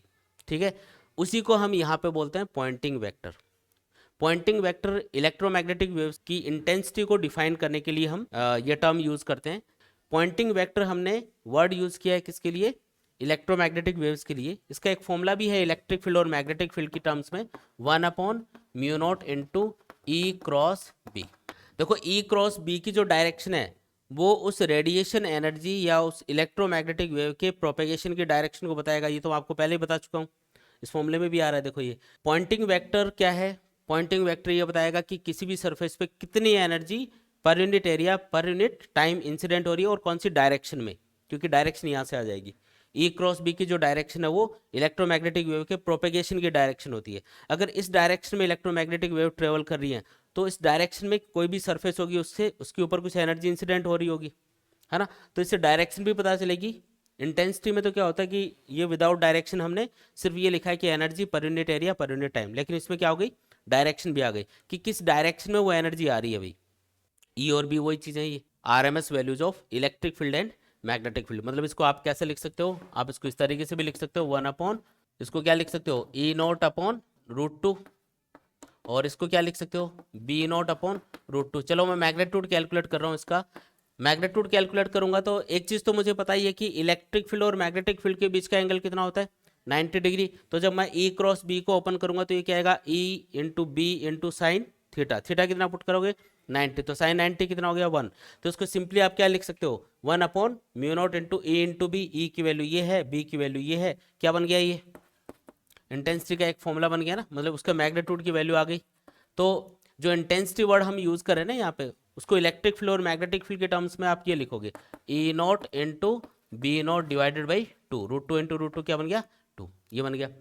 और ये फॉर्मूला अगर सिर्फ आपको इलेक्ट्रिक फील्ड के टर्म्स में चाहिए तो B0 को हटा दो। B0 को कैसे हटाओगे, तो हमने पढ़ा था E0/B0 = C होता है, तो B0 आप रिप्लेस करोगे, B0 को क्या लिखोगे, B0 = E0/C। तो ये फॉर्मूला क्या लिखा जा सकता है, S वेक्टर = 1/μ0 × बताओ क्या लिखूं, E0 × B0 की जगह, B0 की जगह क्या लिखना है, E0/C लिखना है, 2 पहले से था, ये क्या बन जाएगा, 1/2μ0 × C, ऊपर क्या आएगा, E0², ये लो। और इसी को B0 के टर्म्स में लिख दो, चाहे जैसे B0 है उसको रिप्लेस किया था वैसे E0 को रिप्लेस कर दो, E0 = क्या लिखोगे, B0 × C। तो इसको सॉल्व कर लो, जो भी आएगा। आपको तो मैन फॉर्मूला याद करना है, ये है मैन फॉर्मूला, ये याद करना है। अब इसको E0 के टर्म्स में लिखो, B0 के टर्म्स में लिखो, फिर सिर्फ इलेक्ट्रिक फील्ड के टर्म्स में लिखो या मैग्नेटिक फील्ड के टर्म्स में लिखो, जैसे चाहो वैसे लिख सकते हो, अकॉर्डिंग टू न्यूमेरिकल। कोई क्वेश्चन है उसमें आपको सिर्फ इलेक्ट्रिक फील्ड बोल दिया और बोला कि पॉइंटिंग वेक्टर बताओ उसका मैग्नीट्यूड क्या होगा, तो इलेक्ट्रिक फील्ड दिया तो ये फॉर्मूला यूज़ करोगे। अब ये तो काम नहीं आएगा ना उस टाइम पे, क्योंकि इसमें बी भी है, बी को हटाना पड़ेगा, तो इस तरीके से हटा लेंगे उसको अपन। अब अगला जो टॉपिक है वो है हर्ट्ज एक्सपेरिमेंट, वो और देखते हैं अब। तो ये एक्सपेरिमेंट पहला एक्सपेरिमेंट था, उसके बाद में और बहुत सारे एक्सपेरिमेंट हुए, लेकिन ये पहला एक्सपेरिमेंट है जिससे ये पता चला कि इलेक्ट्रोमैग्नेटिक वेव्स रियल में एग्जिस्ट करती हैं, उनको प्रोड्यूस कर सकते हैं और दूसरी जगह पे उनको रिसीव भी कर सकते हैं। अब कॉन्सेप्ट क्या है वो ध्यान से समझना है। हर्ट्ज एक्सपेरिमेंट में हमने जो कॉन्सेप्ट यूज़ किया इलेक्ट्रोमैग्नेटिक वेव्स को प्रोड्यूस करने के लिए, ये जो मेथड यूज़ किया वो था ऑसिलेशन ऑफ इलेक्ट्रिक चार्ज। और ऑसिलेशन इलेक्ट्रिक चार्ज का किस में पढ़ा था हमने, एलसी सर्किट में, याद है, एसी वाले चैप्टर में एक टॉपिक आया था एलसी ऑसिलेशंस, जिसमें चार्ज के ऑसिलेशंस हो रहे थे, कैपेसिटर की दोनों प्लेट्स के ऊपर चार्ज कभी बढ़ रहा था कभी कम हो रहा था, और उसकी वजह से कैपेसिटर की दोनों प्लेट्स के बीच में इलेक्ट्रिक फील्ड भी कभी इंक्रीज हो रहा था कभी डिक्रीज हो रहा था। तो ये वाली जो फिनोमेना थी एलसी ऑसिलेशंस वाली, जिसमें हमने ये देखा था कि कैपेसिटर की दोनों प्लेट्स के बीच में इलेक्ट्रिक फील्ड टाइम के साथ में वेरी हो रहा है, चेंज हो रहा है, और टाइम वेरिंग इलेक्ट्रिक फील्ड क्या कर सकता है, time varying electric field electromagnetic waves को प्रोड्यूस कर सकता है। तो वही मेथड हर्ट्ज ने यूज़ किया, मतलब एलसी सर्किट को यूज़ करके हर्ट्ज एक्सपेरिमेंट से अपन क्या करेंगे, इलेक्ट्रोमैग्नेटिक वेव्स को प्रोड्यूस करेंगे। मतलब हमारे पास क्या होना चाहिए, एक तो होना चाहिए कैपेसिटर, दो चीज़ें होनी चाहिए ना, एलसी सर्किट में दो चीज़ें तो होती हैं, एक तो क्या होता है कैपेसिटर, और दूसरी चीज़ क्या होगी, इंडक्टर। इंडक्टर मतलब कोई कॉइल या सोलेनॉइड, ठीक है, ये इंडक्टर हो गया। तो कौन सा सर्किट है ये, एलसी सर्किट। अब यहाँ पे इस कॉइल को हमको हाई वोल्टेज देना है, इस कॉइल को क्या देना है, हाई वोल्टेज। तो यहाँ पे हाई वोल्टेज क्रिएट करने के लिए हम इसके पास में एक और कॉइल रखेंगे, और ये जो सिस्टम बनेगा इसको हम बोलेंगे इंडक्शन कॉइल्स। याद है ट्रांसफॉर्मर में कुछ ऐसा ही पढ़ा था अपन ने, ये पूरा जो सिस्टम होता है ना एक्चुअल में ये ट्रांसफॉर्मर होता है। ट्रांसफॉर्मर का काम क्या होता है, अल्टरनेटिंग वोल्टेज को इंक्रीज करना या डिक्रीज करना। तो इसको ट्रांसफॉर्मर बोल दो या फिर इसको क्या बोल दो, इंडक्शन कॉइल, क्योंकि ट्रांसफॉर्मर आपको पता है म्यूचुअल इंडक्शन पे ही काम करता है, ये वही चीज़ है, ठीक है। इंडक्शन कॉइल्स इसको बोल देते हैं कि ये वाला जो सिस्टम है, और यहाँ पे हम लो एसी वोल्टेज सप्लाई में देंगे, ठीक है। क्या देंगे इधर, लो एसी वोल्टेज। यहाँ पे क्या मिलेगा, इन दोनों टर्मिनल्स के अक्रॉस, इस कॉइल के अक्रॉस क्या मिलेगा, हाई एसी वोल्टेज मिलेगा। लो वोल्टेज देंगे और इधर क्या आउटपुट में मिलेगा, हाई वोल्टेज। मतलब आपने कौन सा ट्रांसफॉर्मर लगाया हुआ होगा, लो वोल्टेज को हाई वोल्टेज में कन्वर्ट करने के लिए कौन सा ट्रांसफॉर्मर लगाया जाता है, स्टेप अप। तो वो स्टेप अप ट्रांसफॉर्मर है जिसको अपन इंडक्शन कॉइल बोल देते हैं या स्टेप अप ट्रांसफॉर्मर बोल दे, एक ही बात है। यहाँ पे हमको हाई वोल्टेज चाहिए, हमारा मकसद ये है। फिर हम इलेक्ट्रोमैग्नेटिक वेव्स को डिटेक्ट कैसे करेंगे, तो डिटेक्ट करने के लिए हमने इससे थोड़ी सी दूरी पे ये दो प्लेट्स ऐसे रखी है, तो इससे थोड़ा दूर हमने एक रिंग को रख दिया, रिंग को बीच में से काट दिया एक जगह पे, और इससे थोड़ा सा दूरी पे इस बोर्ड वाले प्लेन में, जैसे कैपेसिटर की दोनों प्लेट्स है ना वैसे हैं, और यहाँ पे इस बोर्ड वाले प्लेन में हमने एक रिंग को रखा हुआ है, ऐसे एक रिंग को रख दिया, और ये बीच में से ऐसे कटी हुई है, मतलब पूरा कनेक्टेड नहीं है। इससे दो मेटल के छोटे छोटे स्फेयर्स को कनेक्ट कर दिया ताकि जो एंड पॉइंट्स है उनका सरफेस एरिया थोड़ा सा इंक्रीज हो जाए, ठीक है। और इसी तरीके से इन दोनों प्लेट से भी हमने दो मेटल के छोटे छोटे स्फेयर्स को कनेक्ट कर दिया, ये अरेंजमेंट किया हुआ है। अब ये काम कैसे करेगा सिस्टम, या इलेक्ट्रोमैग्नेटिक वेव्स को हम कैसे डिटेक्ट करेंगे, तो देखो सबसे पहले क्या करेंगे, लो वोल्टेज ऐसी यहाँ पे सप्लाई में देंगे, यहाँ पे क्या मिलेगा, हाई वोल्टेज। हाई वोल्टेज की वजह से क्या होगा, ये जो कैपेसिटर ये चार्ज होना स्टार्ट हो जाएगा। मान लो इसकी जो अपर प्लेट है उसके ऊपर पॉजिटिव चार्ज आएगा, और जो लोअर प्लेट है उसके ऊपर क्या आएगा, नेगेटिव चार्ज। और इन दोनों के बीच का जो पोटेंशियल डिफरेंस है वो बहुत ज़्यादा होगा। क्यों? क्योंकि हाई वोल्टेज आपने सप्लाई में दिया है इसको, तो इन दोनों प्लेट्स के बीच में पोटेंशियल डिफरेंस काफ़ी ज़्यादा है। अच्छा, इन दोनों स्फेयर्स को कनेक्ट करने का रीज़न क्या था इन प्लेट्स से, तो ये जो चार्ज है इस प्लेट के ऊपर बहुत ज़्यादा है पॉजिटिव चार्ज, इस पर नेगेटिव चार्ज बहुत ज़्यादा है। और हमको पता है कि अगर हम किसी भी कंडक्टर को चार्ज करते हैं तो उसके जो पॉइंटेड एंड होते हैं, उसके जो नुकीले सिरे होंगे ना, वहाँ पे चार्ज की डेंसिटी सबसे ज़्यादा होगी।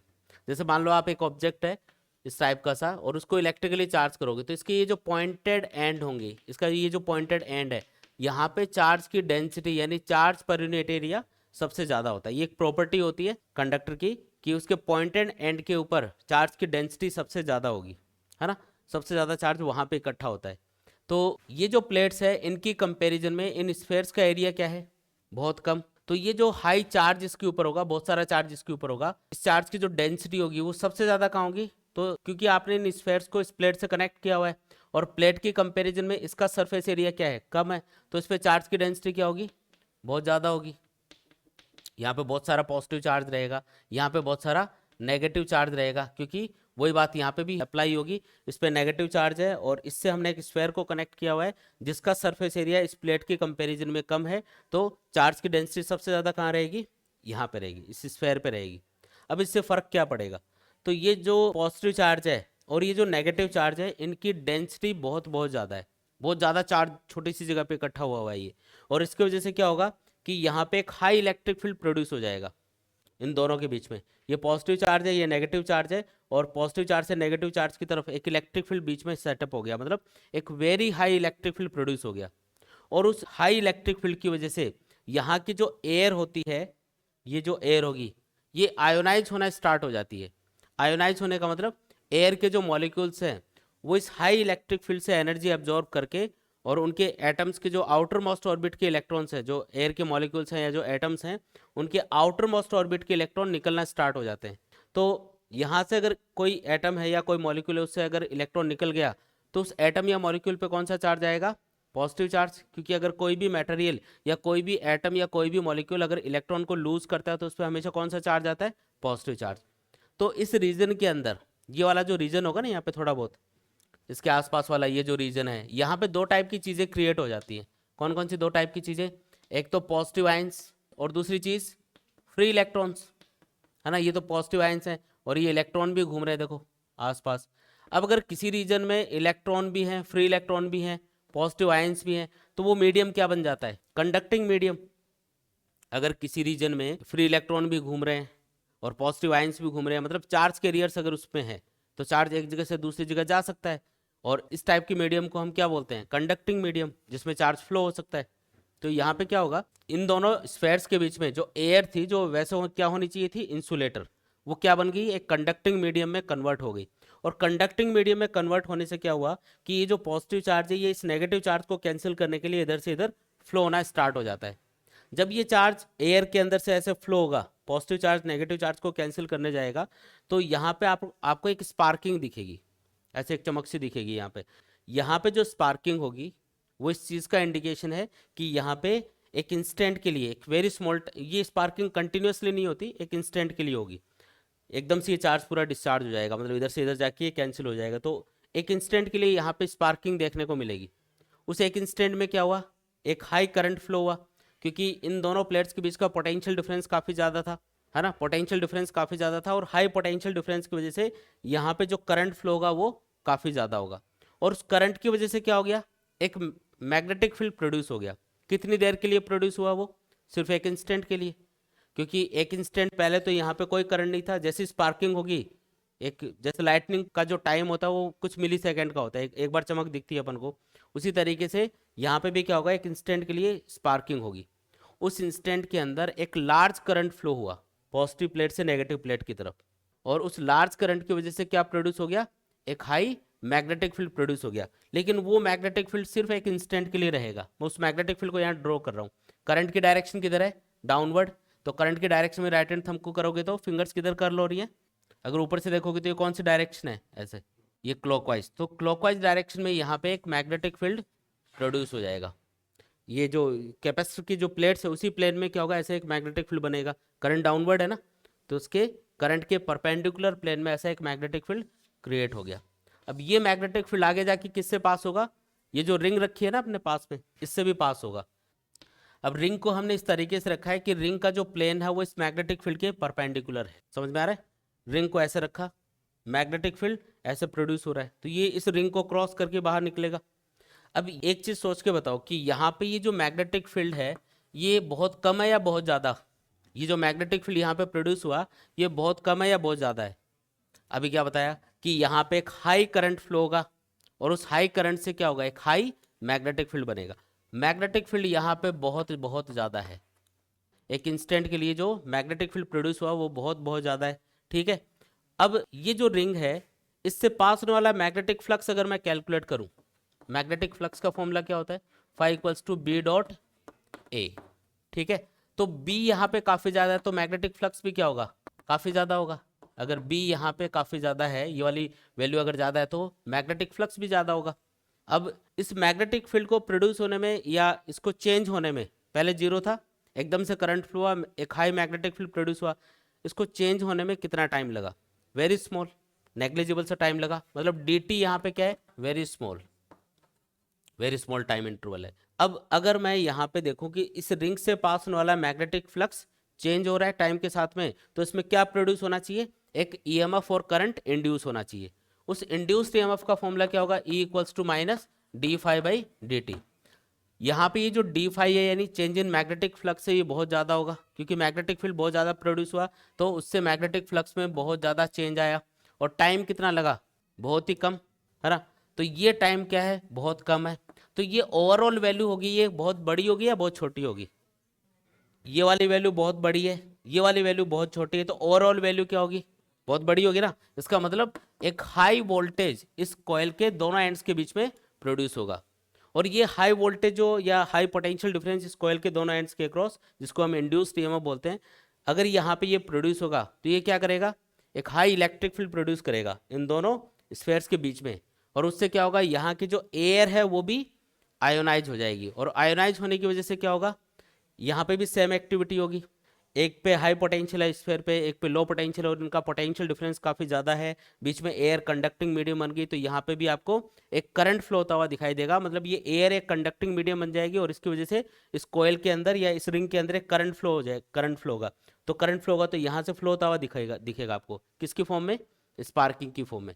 तो जस्ट जैसे यहाँ पे स्पार्किंग होती है, जस्ट उसके बाद में यहाँ पे भी स्पार्किंग होगी। ठीक है, अब ये सोच के बताओ कि यहाँ पे एनर्जी का कोई सोर्स लगाया है क्या अपन ने, कोई सोर्स नहीं है। यहाँ पे अगर स्पार्किंग हो रही है, अगर यहाँ पे कुछ एनर्जी रिसीव हो रही है, कुछ एनर्जी पहुँच रही है, यहाँ पे कुछ ना कुछ एनर्जी पहुँची है तभी तो स्पार्किंग हुई। तो इसका मतलब यहाँ पे जो एनर्जी प्रोड्यूस हुई वो एक तरह से ट्रांसमिट होके कहाँ पे पहुँच गई, यहाँ पे। हुआ क्या कि यहाँ पे जो एनर्जी एकदम से प्रोड्यूस हुई स्पार्किंग की फॉर्म में आपने देखी, वो एक्चुअल में एक इलेक्ट्रोमैग्नेटिक वेव थी, और वो इलेक्ट्रोमैग्नेटिक वेव ट्रेवल करते करते यहाँ पे पहुंची, तो उस एनर्जी को इस सिस्टम ने रिसीव किया। ये एक्चुअल में क्या है, यहाँ पे ये एक एंटेना है, ये वाली जो रिंग है ना, ये एक्चुअल में क्या होती है, एक एंटेना होती है जो उस एनर्जी को रिसीव कर रही है। यहाँ पे हमने इलेक्ट्रोमैग्नेटिक वेव को प्रोड्यूस किया, और यहाँ पे क्या किया, उसको रिसीव किया। रिंग एक्चुअल में क्या है, एक एंटेना है ना। ये रिंग जो अपन ने लगाई ना, इसको डिटेक्टर बोलते हैं, लेकिन ये एक्चुअल में क्या है, एक एंटेना है जो उस एनर्जी को रिसीव कर रहा है, और यहाँ पे स्पार्किंग की फॉर्म में उसको दिखा रहा है, वोल्टेज की फॉर्म में दिखा रहा है अपन को। बात समझ में आई? तो इससे हर्ट्ज ने क्या किया, एक शॉर्ट रेंज की इलेक्ट्रोमैग्नेटिक वेव प्रोड्यूस करके दिखाई। मतलब जैसे मान लो यहाँ पे एपरेटस रखा है, और उससे 1 या 2 मीटर डिस्टेंस पे ये रिंग रख दी, और उसने देखा कि जैसे ही यहाँ पे करंट फ्लो कर, ये इसको वोल्टेज सप्लाई करते हैं, तो पहले यहाँ पे स्पार्किंग होती है और जस्ट उसके बाद में यहाँ पे स्पार्किंग होगी। मतलब हर्ट्ज ने कुछ मीटर वेवलेंथ की या कुछ मीटर डिस्टेंस तक जाने वाली इलेक्ट्रोमैग्नेटिक वेव्स को प्रोड्यूस करके दिखाया। ज़्यादा दूरी तक नहीं जा रही थी वो, कुछ मीटर, मतलब इस रूम के अंदर अंदर ही वो जाके ख़त्म हो रही थी। तो बाद में फिर और भी साइंटिस्ट थे, जैसे एम्पियर, एम्पियर ने भी इसमें काफ़ी, एम्पियर मार्कोनी नाम का एक साइंटिस्ट था, तो ये इन सब ने क्या किया, इस पर और रिसर्च किया। फिर ऐसे एंटीना बनाए जिससे हम कई सौ किलोमीटर तक, मतलब हंड्रेड्स ऑफ किलोमीटर तक हम सिग्नल को ट्रांसमिट कर पाते हैं। अब उसमें और रिसर्च हुई ना बाद में, ये तो एक, लेकिन स्टार्टिंग यहाँ से हो गई। तो ये चीज़ जो पता चली ना, ये बहुत इंपॉर्टेंट चीज़ थी। तो हर्ट्ज का एक्सपेरिमेंट इसीलिए इंपॉर्टेंट माना जाता है। ठीक है, अच्छा कितनी फ्रीक्वेंसी की यहाँ पे इलेक्ट्रोमैग्नेटिक वेव प्रोड्यूस होंगी? तो आपको याद होगा कि एलसी सर्किट के लिए जो नेचुरल फ्रीक्वेंसी का फॉर्मूला आपको बताया था मैंने, क्या फॉर्मूला था? F equals to 1/2 pi under root l c. कोई भी एलसी सर्किट होता है वो इतनी फ्रीक्वेंसी की इलेक्ट्रोमैग्नेटिक वेव्स प्रोड्यूस करता है। मतलब इलेक्ट्रोमैग्नेटिक वेव्स की जो फ्रीक्वेंसी है वो किस पे डिपेंड करेगी? एल और सी की वैल्यू पे डिपेंड करेगी। अगर आप ज़्यादा फ्रीक्वेंसी की या कम फ्रीक्वेंसी की इलेक्ट्रोमैग्नेटिक वेव प्रोड्यूस करना चाह रहे हो तो आपको क्या करना होगा? सिर्फ और सिर्फ इस एल या सी को चेंज करना होगा।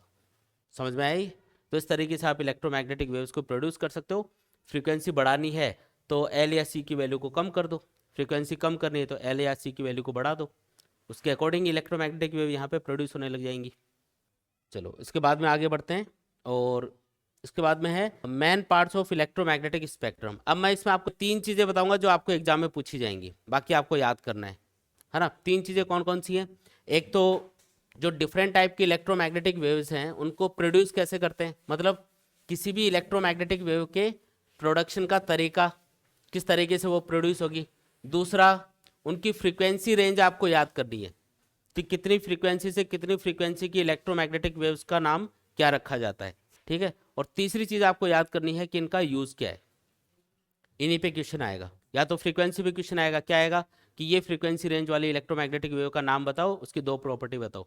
तो पहले तो नाम उसका पता करना पड़ेगा, रेंज याद होगी तो फिर उसकी प्रॉपर्टीज अपन लिख देंगे, दो प्रॉपर्टी तीन प्रॉपर्टी ऐसे। ठीक है, तो कौन कौन सी इलेक्ट्रोमैग्नेटिक वेव्स है मैं आपको बता देता हूँ। देखो,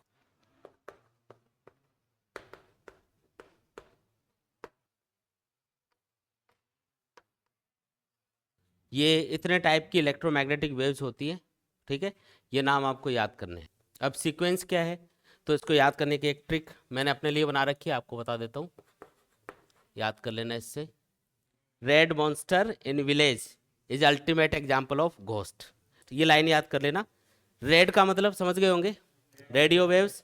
मॉन्स्टर में एम आ रहा है, इसका मतलब माइक्रोवेव्स। इन का मतलब इंफ्रारेड वेव्स। विलेज में वी आ रहा है, विजिबल लाइट। इसका कोई मतलब नहीं है, कहीं इसका भी निकाल लो कोई मतलब। अल्टीमेट का यू मतलब अल्ट्रावायलेट रेस। एग्जाम्पल में एक्स आएगा मतलब एक्स रेस। ऑफ का कोई मतलब नहीं है, घोस्ट में जी आ रहा है मतलब गामा रेस। ठीक है, अच्छा एक चीज़ याद रखना, इधर से इधर जा रहे हो ना तो फ्रीक्वेंसी बढ़ती जा रही है, और जितनी ज़्यादा फ्रीक्वेंसी होती है ना उतना ज़्यादा इलेक्ट्रोमैग्नेटिक वेव्स की एनर्जी होती है। एनर्जी का फॉर्मूला ये होता है, देखो E equals to h nu. तो आप इधर से इधर जाओगे तो क्या चीज़ बढ़ेगी? फ्रीक्वेंसी इंक्रीज हो रही है, और फ्रीक्वेंसी इंक्रीज होगी तो वेवलेंथ डिक्रीज होगी, क्योंकि फ्रीक्वेंसी इक्वल्स टू क्या होता है? सी बाई लैम्डा। और लैम्डा और फ्रीक्वेंसी क्या एक दूसरे के इन्वर्सली प्रोपोर्शनल है, एक चीज़ बढ़ेगी तो दूसरी चीज़ घटेगी। तो याद रखो कि इधर से इधर जाओगे तो क्या चीज़ बढ़ रही है? फ्रीक्वेंसी बढ़ रही है। सबसे ज़्यादा डेंजरस कौन सी वाली इलेक्ट्रोमैग्नेटिक वेव्स होती हैं? Gamma rays. लिविंग बींग्स के लिए ये खतरनाक वाला पोर्शन लाइट के बाद में स्टार्ट हो गया। ये अल्ट्रावायलेट रेस, एक्स रेस और गामा रेस। अरे यूवी फिल्टर का नाम सुना है क्या? पानी प्योर करने के लिए अपन यूज़ करते हैं, वो जर्म्स वगैरह को मारने के लिए यूवी रेज उस पर डाली जाती है पानी के ऊपर, जिससे वो बैक्टीरिया वगैरह उसमें ख़त्म हो जाते हैं और पानी क्या हो जाता है? प्योर। तो ये डेंजरस होती है लिविंग बींग्स के लिए, अपने लिए भी खतरनाक है। अल्ट्रावायलेट रेज, एक्स रेज और गामा रेज। ठीक है, अच्छा पहली चीज़ क्या क्वेश्चन बनेगा इस पे? आपको तीन चार इलेक्ट्रोमैग्नेटिक वेव्स के नाम दे रखे होंगे और पूछेंगे कि बताओ इनको फ्रीक्वेंसी के इंक्रीजिंग ऑर्डर में या फ्रीक्वेंसी के डिक्रीजिंग ऑर्डर में अरेंज करो। कर सकते हो? ये आपको ये याद होना चाहिए कि ये किस ऑर्डर में लिखा हुआ है। ये फ्रीक्वेंसी के इंक्रीजिंग ऑर्डर में लिखा है। अगर आपको वेवलेंथ के इंक्रीजिंग ऑर्डर में पूछा जाता तो उधर से स्टार्ट होगा, फिर उल्टा होगा वो। पहला क्वेश्चन तो ये बनेगा। दूसरा, अब इनकी फ्रीक्वेंसी रेंज क्या है, इनके यूज़ क्या है और इनको प्रोड्यूस कैसे करते हैं। ठीक है, एक एक करके बताता हूँ। सबसे पहले रेडियो वेव्स की बात करते हैं। जो रेडियो वेव्स हैं, जैसे इनका नाम है, नाम से ही पता चल रहा है कि कहाँ पे यूज़ करते होंगे, तो कम्युनिकेशन के अंदर यूज़ करते हैं, रेडियो, टीवी, मोबाइल। रेडियो का मतलब कम्युनिकेशन एक तरह से, ऐसे याद रखो। तो रेडियो वेव्स को हम यूज़ करेंगे कम्युनिकेशन के अंदर। रेडियो, टीवी, मोबाइल, इन तीनों कम्युनिकेशंस के अंदर हम रेडियो वेव्स को यूज़ करते हैं। देखो जो रेडियो वेव्स इनकी फ्रीक्वेंसी होती है 10⁻³ से लेकर 10⁻৯ हर्ट्स तक। कई बुक्स में 10⁻5 से लेकर 10⁻9 लिखा होगा। 10⁻9 हर्ट्स से बिलो जो होती है ना, ये सब कौन सी होती हैं? Radio waves. इससे बिलो, अब कई बुक्स में 10⁻3 से 9 मिलेगा, 10⁻5 से 9 मिलेगा, लेकिन अपर लिमिट हमेशा 9 रहेगी, 10⁻9 तक। कौन सी वेव्स? Radio waves. प्रोड्यूस कैसे करते हैं? एलसी सर्किट से इनको प्रोड्यूस करते हैं। कौन से सर्किट से? एलसी सर्किट बताया था ना, एक एल और एक सी, कैपेसिटर और इंडक्टर से बना हुआ जो सर्किट होगा ना, उससे रेडियो वेव्स को प्रोड्यूस करेंगे। और तीसरी चीज़, ये सबसे कम डेंजरस है अपने लिए, लिविंग बींग्स के लिए, और साथ में इनका यूज़ का है तो कम्युनिकेशन में इनको हम यूज़ करेंगे। ठीक है, समझ में आया? आपको पूछेंगे रेडियो में कौन सी वाली वेव्स यूज़ करते हैं, टीवी का पूछेंगे, मोबाइल का पूछेंगे, है ना, सेलुलर कम्युनिकेशन पूछेंगे, सेलुलर मतलब मोबाइल ही, है ना, उसमें यही आती है काम। दूसरा कौन सा है? माइक्रोवेव्स। माइक्रोवेव्स की रेंज इससे थोड़ी ज़्यादा रहेगी। ये आ गया 10⁻9 हर्ट्ज से लेके 3 × 10⁻11 हर्ट्ज तक। ये कौन सी है? माइक्रोवेव्स। अच्छा, इनको प्रोड्यूस कैसे करते हैं? तो प्रोड्यूस करने पे क्वेश्चन आता है माइक्रोवेव्स पे। इसके लिए स्पेशल डिवाइसेस हम यूज़ करते हैं जिसको बोलते हैं क्लिस्ट्रॉन। ये नाम याद करने, क्लिस्ट्रॉन, मैग्नेट्रॉन और गन डायोड। ये कुछ इंस्ट्रूमेंट है जिससे हम क्या करेंगे, जो माइक्रोवेव्स है इनको प्रोड्यूस करेंगे। जैसे अपने घर पे माइक्रोवेव ओवन होता है ना, अरे समोसा वगैरह गर्म करने के लिए दुकान पे भी रखा होता है वो, तो ये जो मैंने 3 आपको डिवाइस बताए ना, इनमें से एक लगा होता है उसमें, जो माइक्रोवेव्स को प्रोड्यूस करता है। और इनकी खास बात क्या है कि ये जब खाने पीने की किसी चीज़ में से पास होती है तो उसमें जो वाटर के मॉलिक्यूल्स होते हैं उनको ये वाइब्रेशन करवाती हैं माइक्रोवेव्स।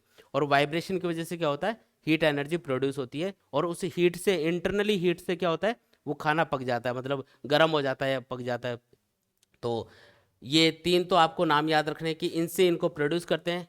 और यूज़ कहाँ पे है? तो एक तो माइक्रोवेव ओवन का सबको याद ही होगा, है ना, उसमें तो नाम में ही आ रहा है, माइक्रोवेव ओवन में यूज़ करते हैं खाना पकाने के लिए। इसके अलावा कहाँ यूज़ करते हैं? तो राडार नाम सुना है क्या आपने? राडार में भी इसको यूज़ करते हैं, राडार। ठीक है, राडार क्या होता है? एक डिवाइस होता है जो कि मूविंग ऑब्जेक्ट्स की स्पीड और लोकेशन पता करने के लिए यूज़ किया जाता है। एरोप्लेन में भी लगा होता है, क्रिकेट के मैदान में भी लगा होता है, जो बॉलर बॉल फेंकता है ना, उसकी स्पीड पता करने के लिए भी हम यूज़ करते हैं उसको। या जो ट्रैफिक वाले होते हैं, वो ट्रैफिक इंस्पेक्टर जो होता है ना, उनकी गाड़ी में भी रखा होता है। मेट्रो सिटीज़ में, यहाँ पे तो इतना नहीं है, लेकिन मेट्रो सिटीज़ में क्या होगा, गाड़ी में रखा रहेगा। ओवर स्पीड जो, जहाँ सलमान खान घूमता है मान लो तेज़ी से, तो ज़्यादा स्पीड से अगर वो कार चला रहा है, गाड़ी चला रहा है, तो उसकी स्पीड का पता लगा के फाइन करने के लिए यूज़ किए जाते हैं। तो मूविंग ऑब्जेक्ट्स की स्पीड, लोकेशन पता करने के लिए हम इस डिवाइस को यूज़ करते हैं। क्या बोलते हैं इसको? राडार। ठीक है, एरोप्लेन में देखा होगा ना, कई बार मूवी में दिखाते तो वो एक डॉट सा चलता हुआ दिखता है स्क्रीन पे, तो उस स्क्रीन के ऊपर वो जो डॉट सा चलता हुआ दिखता है ना, वो सिस्टम राडार बोला जाता है, जिससे हम किसी भी मूविंग ऑब्जेक्ट की स्पीड, लोकेशन, पोजीशन वगैरह सब पता लगा लेते हैं दूर से ही। ठीक है, चलो इंफ्रारेड वेव्स, इनको कैसे प्रोड्यूस करेंगे? तो इनको हीट वेव्स भी बोलते हैं। क्या बोलते हैं इनको? एक चीज याद रखना, सन से जो रेडिएशन एमिट होते हैं ना, सन से जितनी भी टाइप की इलेक्ट्रोमैग्नेटिक वेव्स एमिट होती हैं, उनमें ये सारी रेंज होती है।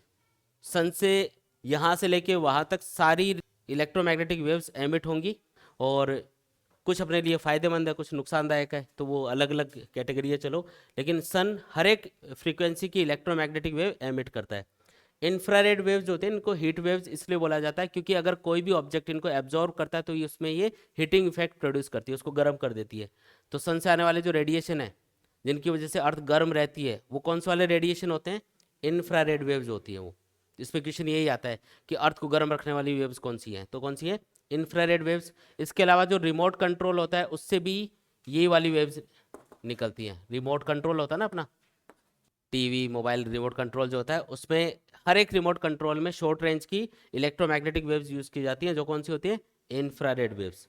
प्रोड्यूस कैसे करते हैं? तो जो गर्म चीज़ होती है उनसे ये एमिट होती हैं। जैसे कोई भी गर्म चीज़ है, मान लो चाय का कप है, वो आपने रख दिया, तो उससे रेडिएशन निकलेंगे, ठंडी होती जाएगी ना वो चाय, तो उससे रेडिएशन निकलेंगे। अब वो जो रेडिएशन निकल रहे हैं वो कौन सी रेंज के होते हैं? इंफ्रारेड वेव्स होती हैं वो। रिमोट में भी होता है ये। रिमोट में गर्म ऐसे नहीं है कि वो गर्म निकलती है उसमें, लेकिन इनकी जो फ्रीक्वेंसी होती है उसमें एक स्पेशल सर्किट यूज़ करते हैं। मैंने आपको एक तरीका बताया था जिससे आप इलेक्ट्रोमैग्नेटिक वेव्स को प्रोड्यूस कर सकते हैं। याद करो, एटॉमिक एक्साइटेशन, उसमें ये वाली प्रोसेस यूज़ करते हैं। रिमोट के अंदर एक छोटा सर्किट होता है, उसमें जब आप उसको इलेक्ट्रिकल एनर्जी देते हो तो उसके जो एटम्स होते हैं उसके अंदर एक सर्किट होगा, उसमें मटेरियल के जो एटम्स हैं वो एक्साइट होंगे, वो अपर ऑर्बिट में जाएंगे इलेक्ट्रॉन्स उसके, और फिर वो जब लोअर ऑर्बिट में आएंगे वापस से, तो जितनी एनर्जी उन्होंने एब्जॉर्ब की है उसको एमिट करेंगे। अब वो जो सर्किट होता है उसमें हम इस टाइप का मटेरियल यूज़ करते हैं कि उससे जो एनर्जी एब्जॉर्ब हो, इलेक्ट्रिकल एनर्जी, और एनर्जी एमिट हो, वो किस रेंज की होनी चाहिए, इंफ्रारेड वेव्स की एनर्जी की रेंज की होनी चाहिए। तो उससे रिमोट कंट्रोल से क्या होता है, मतलब इसमें एक स्पेशल सर्किट होगा जिससे इंफ्रारेड वेव्स को प्रोड्यूस करेंगे। बाकी जितनी भी गर्म चीज़ें होती हैं उनसे जो ईएम वेव्स निकलती हैं वो कौन सी हैं, इंफ्रारेड वेव्स ही हैं, हीट वेव्स बोलते हैं इनको।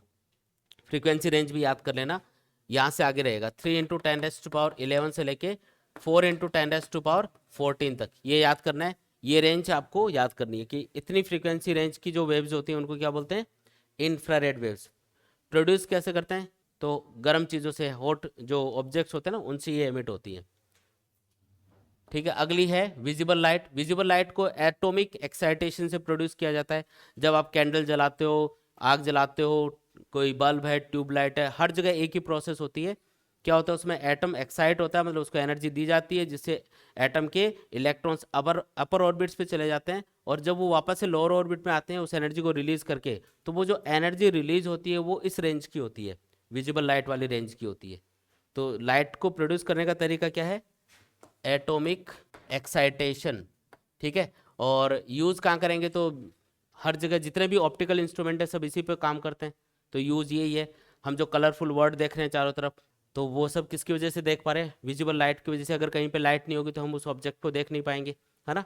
तो जितने भी ऑप्टिकल इंस्ट्रूमेंट है, लेंस, मिरर, हमारी आंखें, ये सब माइक्रोस्कोप, टेलीस्कोप, ये सब किस पे काम करते हैं, लाइट के ऊपर काम करते हैं। तो ये इसका यूज़ है। ठीक है, रेंज क्या होगी, तो 4 × 10⁻14 से लेके 7.8 × 10⁻14 हर्ट्स अप्रॉक्स, ये रेंज रहेगी, याद कर लेनी है। इसके बाद में आ जाएगा अल्ट्रावायलेट रेज। ठीक है, अल्ट्रावायलेट रेज को प्रोड्यूस करने के लिए ये एक तो वेरी वेरी हॉट बॉडीज है उनसे निकलती हैं, बहुत ज़्यादा गर्म चीज़ें जैसे सन, तो ये सन से एमिट होती हैं, या बहुत ज़्यादा जो गर्म चीज़ होगी ना उससे एमिट होंगी। अल्ट्रावायलेट रेज कहाँ से एमिट होती हैं, वेरी हॉट ऑब्जेक्ट्स, बहुत वेरी नहीं, वेरी वेरी हॉट, है। तो सन हो गया, जैसे सन से ये रेडिएशन एमिट होते हैं।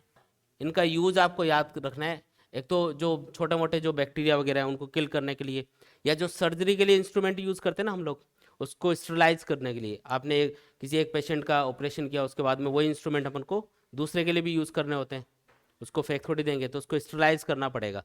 अल्ट्रावायलेट रेज 7.8 × 10⁻14 से लेके, और ये होता है 3 × 10⁻16 तक। ठीक है, जो बहुत ज़्यादा गर्म चीज़ें उनसे अल्ट्रावायलेट रेज निकलेंगी, लिविंग बींग्स के लिए खतरनाक है ना। और यूज़ का है, तो यूज़ तो वो यूवी फिल्टर में यूज़ करते हैं, ऐसा बोल सकते हो। स्टरलाइज करने के लिए, जैसे मैंने बताया, सर्जिकल इंस्ट्रूमेंट है उनको स्टरलाइज करने के लिए यूज़ करते हैं। एक्सरेज की रेंज क्या होगी फिर इसके बाद में, तो ये इससे आगे रहेगा 3 × 10⁻16 से लेके 3 × 10⁻18 तक। और एक्सरेज को प्रोड्यूस करने का तरीका मैंने आपको शुरू में ही बताया था, फास्ट मूविंग इलेक्ट्रॉन्स को एकदम से रोकते हैं, और उससे क्या होता है, उनकी एनर्जी इलेक्ट्रोमैग्नेटिक वेव्स की फॉर्म में कन्वर्ट हो जाती है। तो by stopping fast moving electrons, अच्छा वो फास्ट भी इतने होने चाहिए कि उससे ईएम वेव्स, एक्सरेज बने। ऐसे नहीं कि कोई धीरे से जा रहा था, बोले सर मैं तो इसी को फास्ट मानता हूँ, मेरे से तो फास्ट ही है ये, तो ऐसा नहीं। फास्ट मतलब वो इतनी एनर्जी उनकी होनी चाहिए, इतने फास्ट वो होनी चाहिए कि जब वो टकराएं किसी मेटल टारगेट से, और उनकी एनर्जी जब काइनेटिक एनर्जी ईएम वेव्स में कन्वर्ट हो, तो वो इतनी होनी चाहिए कि वो एक्सरेज को प्रोड्यूस कर पाए। यूज़ कहाँ होगा, तो यूज़ तो एक तो फ्रैक्चर वगैरह, किसी का फ्रैक्चर हो गया तो उसका एक्सरे करवाते हैं, है ना। फ्रैक्चर वगैरह का पता लगाने के लिए, किसी बच्चे ने सिक्का निगल लिया तो कहाँ पे पहुंचा उसका पता लगाने के लिए। ठीक है, और इसके अलावा कहाँ यूज़ करते हैं, तो इंडस्ट्री में भी यूज़ करते हैं। जैसे आपने कोई प्रोडक्ट बनाया, आप शूज़ बना रहे हो, या कोई बॉल्स बन रही है, या टेनिस की बॉल बन रही है आपकी कंपनी की, तो अब आप ये चाहते हो कि उसमें एक भी बॉल या एक भी शूज़ ख़राब नहीं जाए मार्केट में, तो उसमें अगर कोई इंटरनल क्रैक्स वगैरह हैं या कोई ऐसी चीज़ें हैं, तो उसका पता लगाने के लिए उनका एक्सरे होता है। इसके अलावा जो स्मगलर वगैरह होते हैं ना, वो कई बार क्या होता है गोल्ड वगैरह छुपा के ले आते हैं बॉडी के अंदर, निगल लेते हैं कैप्सूल वगैरह, और उनका पता लगाने के लिए जो एयरपोर्ट वगैरह पे ये वाला एक्सरे करके देखा जाता है उनका, या आपके सामान का भी एक्सरे होता है वहाँ पे। अगर आप कभी एयरपोर्ट पे गए हो तो वो बैग है ना, वो एक मशीन से निकालते हैं, अच्छा क्या क्या लेके आए माल दिखा इधर। अगर कोई आपके पास कोई ऐसी खतरनाक चीज़ है, कोई चाकू है या कोई गन है या इस टाइप की, तो उसमें एक्सरे में आ जाती है, जिससे पता लगा कि उसको पकड़ ले। तो इधर आ पहले, ठीक है। अच्छा गामा रेज को कैसे प्रोड्यूस करते हैं, तो इसका ओरिजिन होता है न्यूक्लियस से।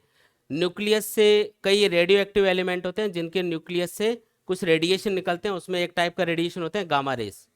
अल्फा बीटा गामा रेज तीन टाइप की रेज किसी भी अनस्टेबल न्यूक्लियस से निकलती हैं, और ये जो गामा रेज हैं न्यूक्लियस से निकलती है, न्यूक्लियस से ये एमिट होंगी। इनकी फ्रीक्वेंसी रेंज याद कर लेना, 3 × 10⁻18 से लेके 3 × 10⁻21 या 22 तक लिखा होता है कई बुक्स में, तो ये एक ही बात है। आगे वाली रेंज जो भी होगी ये गामा रेज होंगी। प्रोड्यूस कैसे करते हैं, क्या बताया आपको प्रोड्यूस करने का तरीका? न्यूक्लियस, इनका ओरिजिन होता है न्यूक्लियस से निकलती हैं बस, ये रेडियो एक्टिव एलिमेंट से। जो न्यूक्लियस की स्टेबिलिटी है उसको चेक करने के लिए यूज़ करते हैं। अगर कोई न्यूक्लियस कोई अगर मटेरियल या कोई एलिमेंट अगर गामा रेज को एमिट कर रहा है, तो इसका मतलब उसका न्यूक्लियस अनस्टेबल है, और वो स्टेबिलिटी में आने के लिए क्या करता है, न्यूक्लियस एनर्जी रिलीज करता है गामा रेज की फॉर्म में और स्टेबिलिटी की तरफ बढ़ता है। कोई भी सिस्टम हो वो मिनिमम एनर्जी वाली कंडीशन में रहना चाहता है। अगर किसी न्यूक्लियस की एनर्जी बहुत ज़्यादा है तो वो स्टेबल नहीं होता है। स्टेबिलिटी में आने के लिए क्या करेगा, रेडिएशन करेगा, alpha beta gamma rays emit करेगा। तो ये एक टाइप की रेज है जो न्यूक्लियस से एमिट होती हैं। यूज़ अपने अकॉर्डिंग अपन कर लेते हैं इनका। न्यूक्लियर रिएक्शंस स्टार्ट करवाने के लिए यूज़ करते हैं कि इंपॉर्टेंट इसका रोल है भाई। न्यूक्लियर रिएक्शन किसी न्यूक्लियस को तोड़ना हो तो उस पर फास्ट मूविंग जो गामा रेज है उनकी बम्बरिंग की जाती है, जिससे वो टूट जाता है। तो न्यूक्लियर रिएक्शन स्टार्ट करवाने के लिए भी हम इसको यूज़ करेंगे, ठीक है। मेन यूज़ बताएं आपको सारे।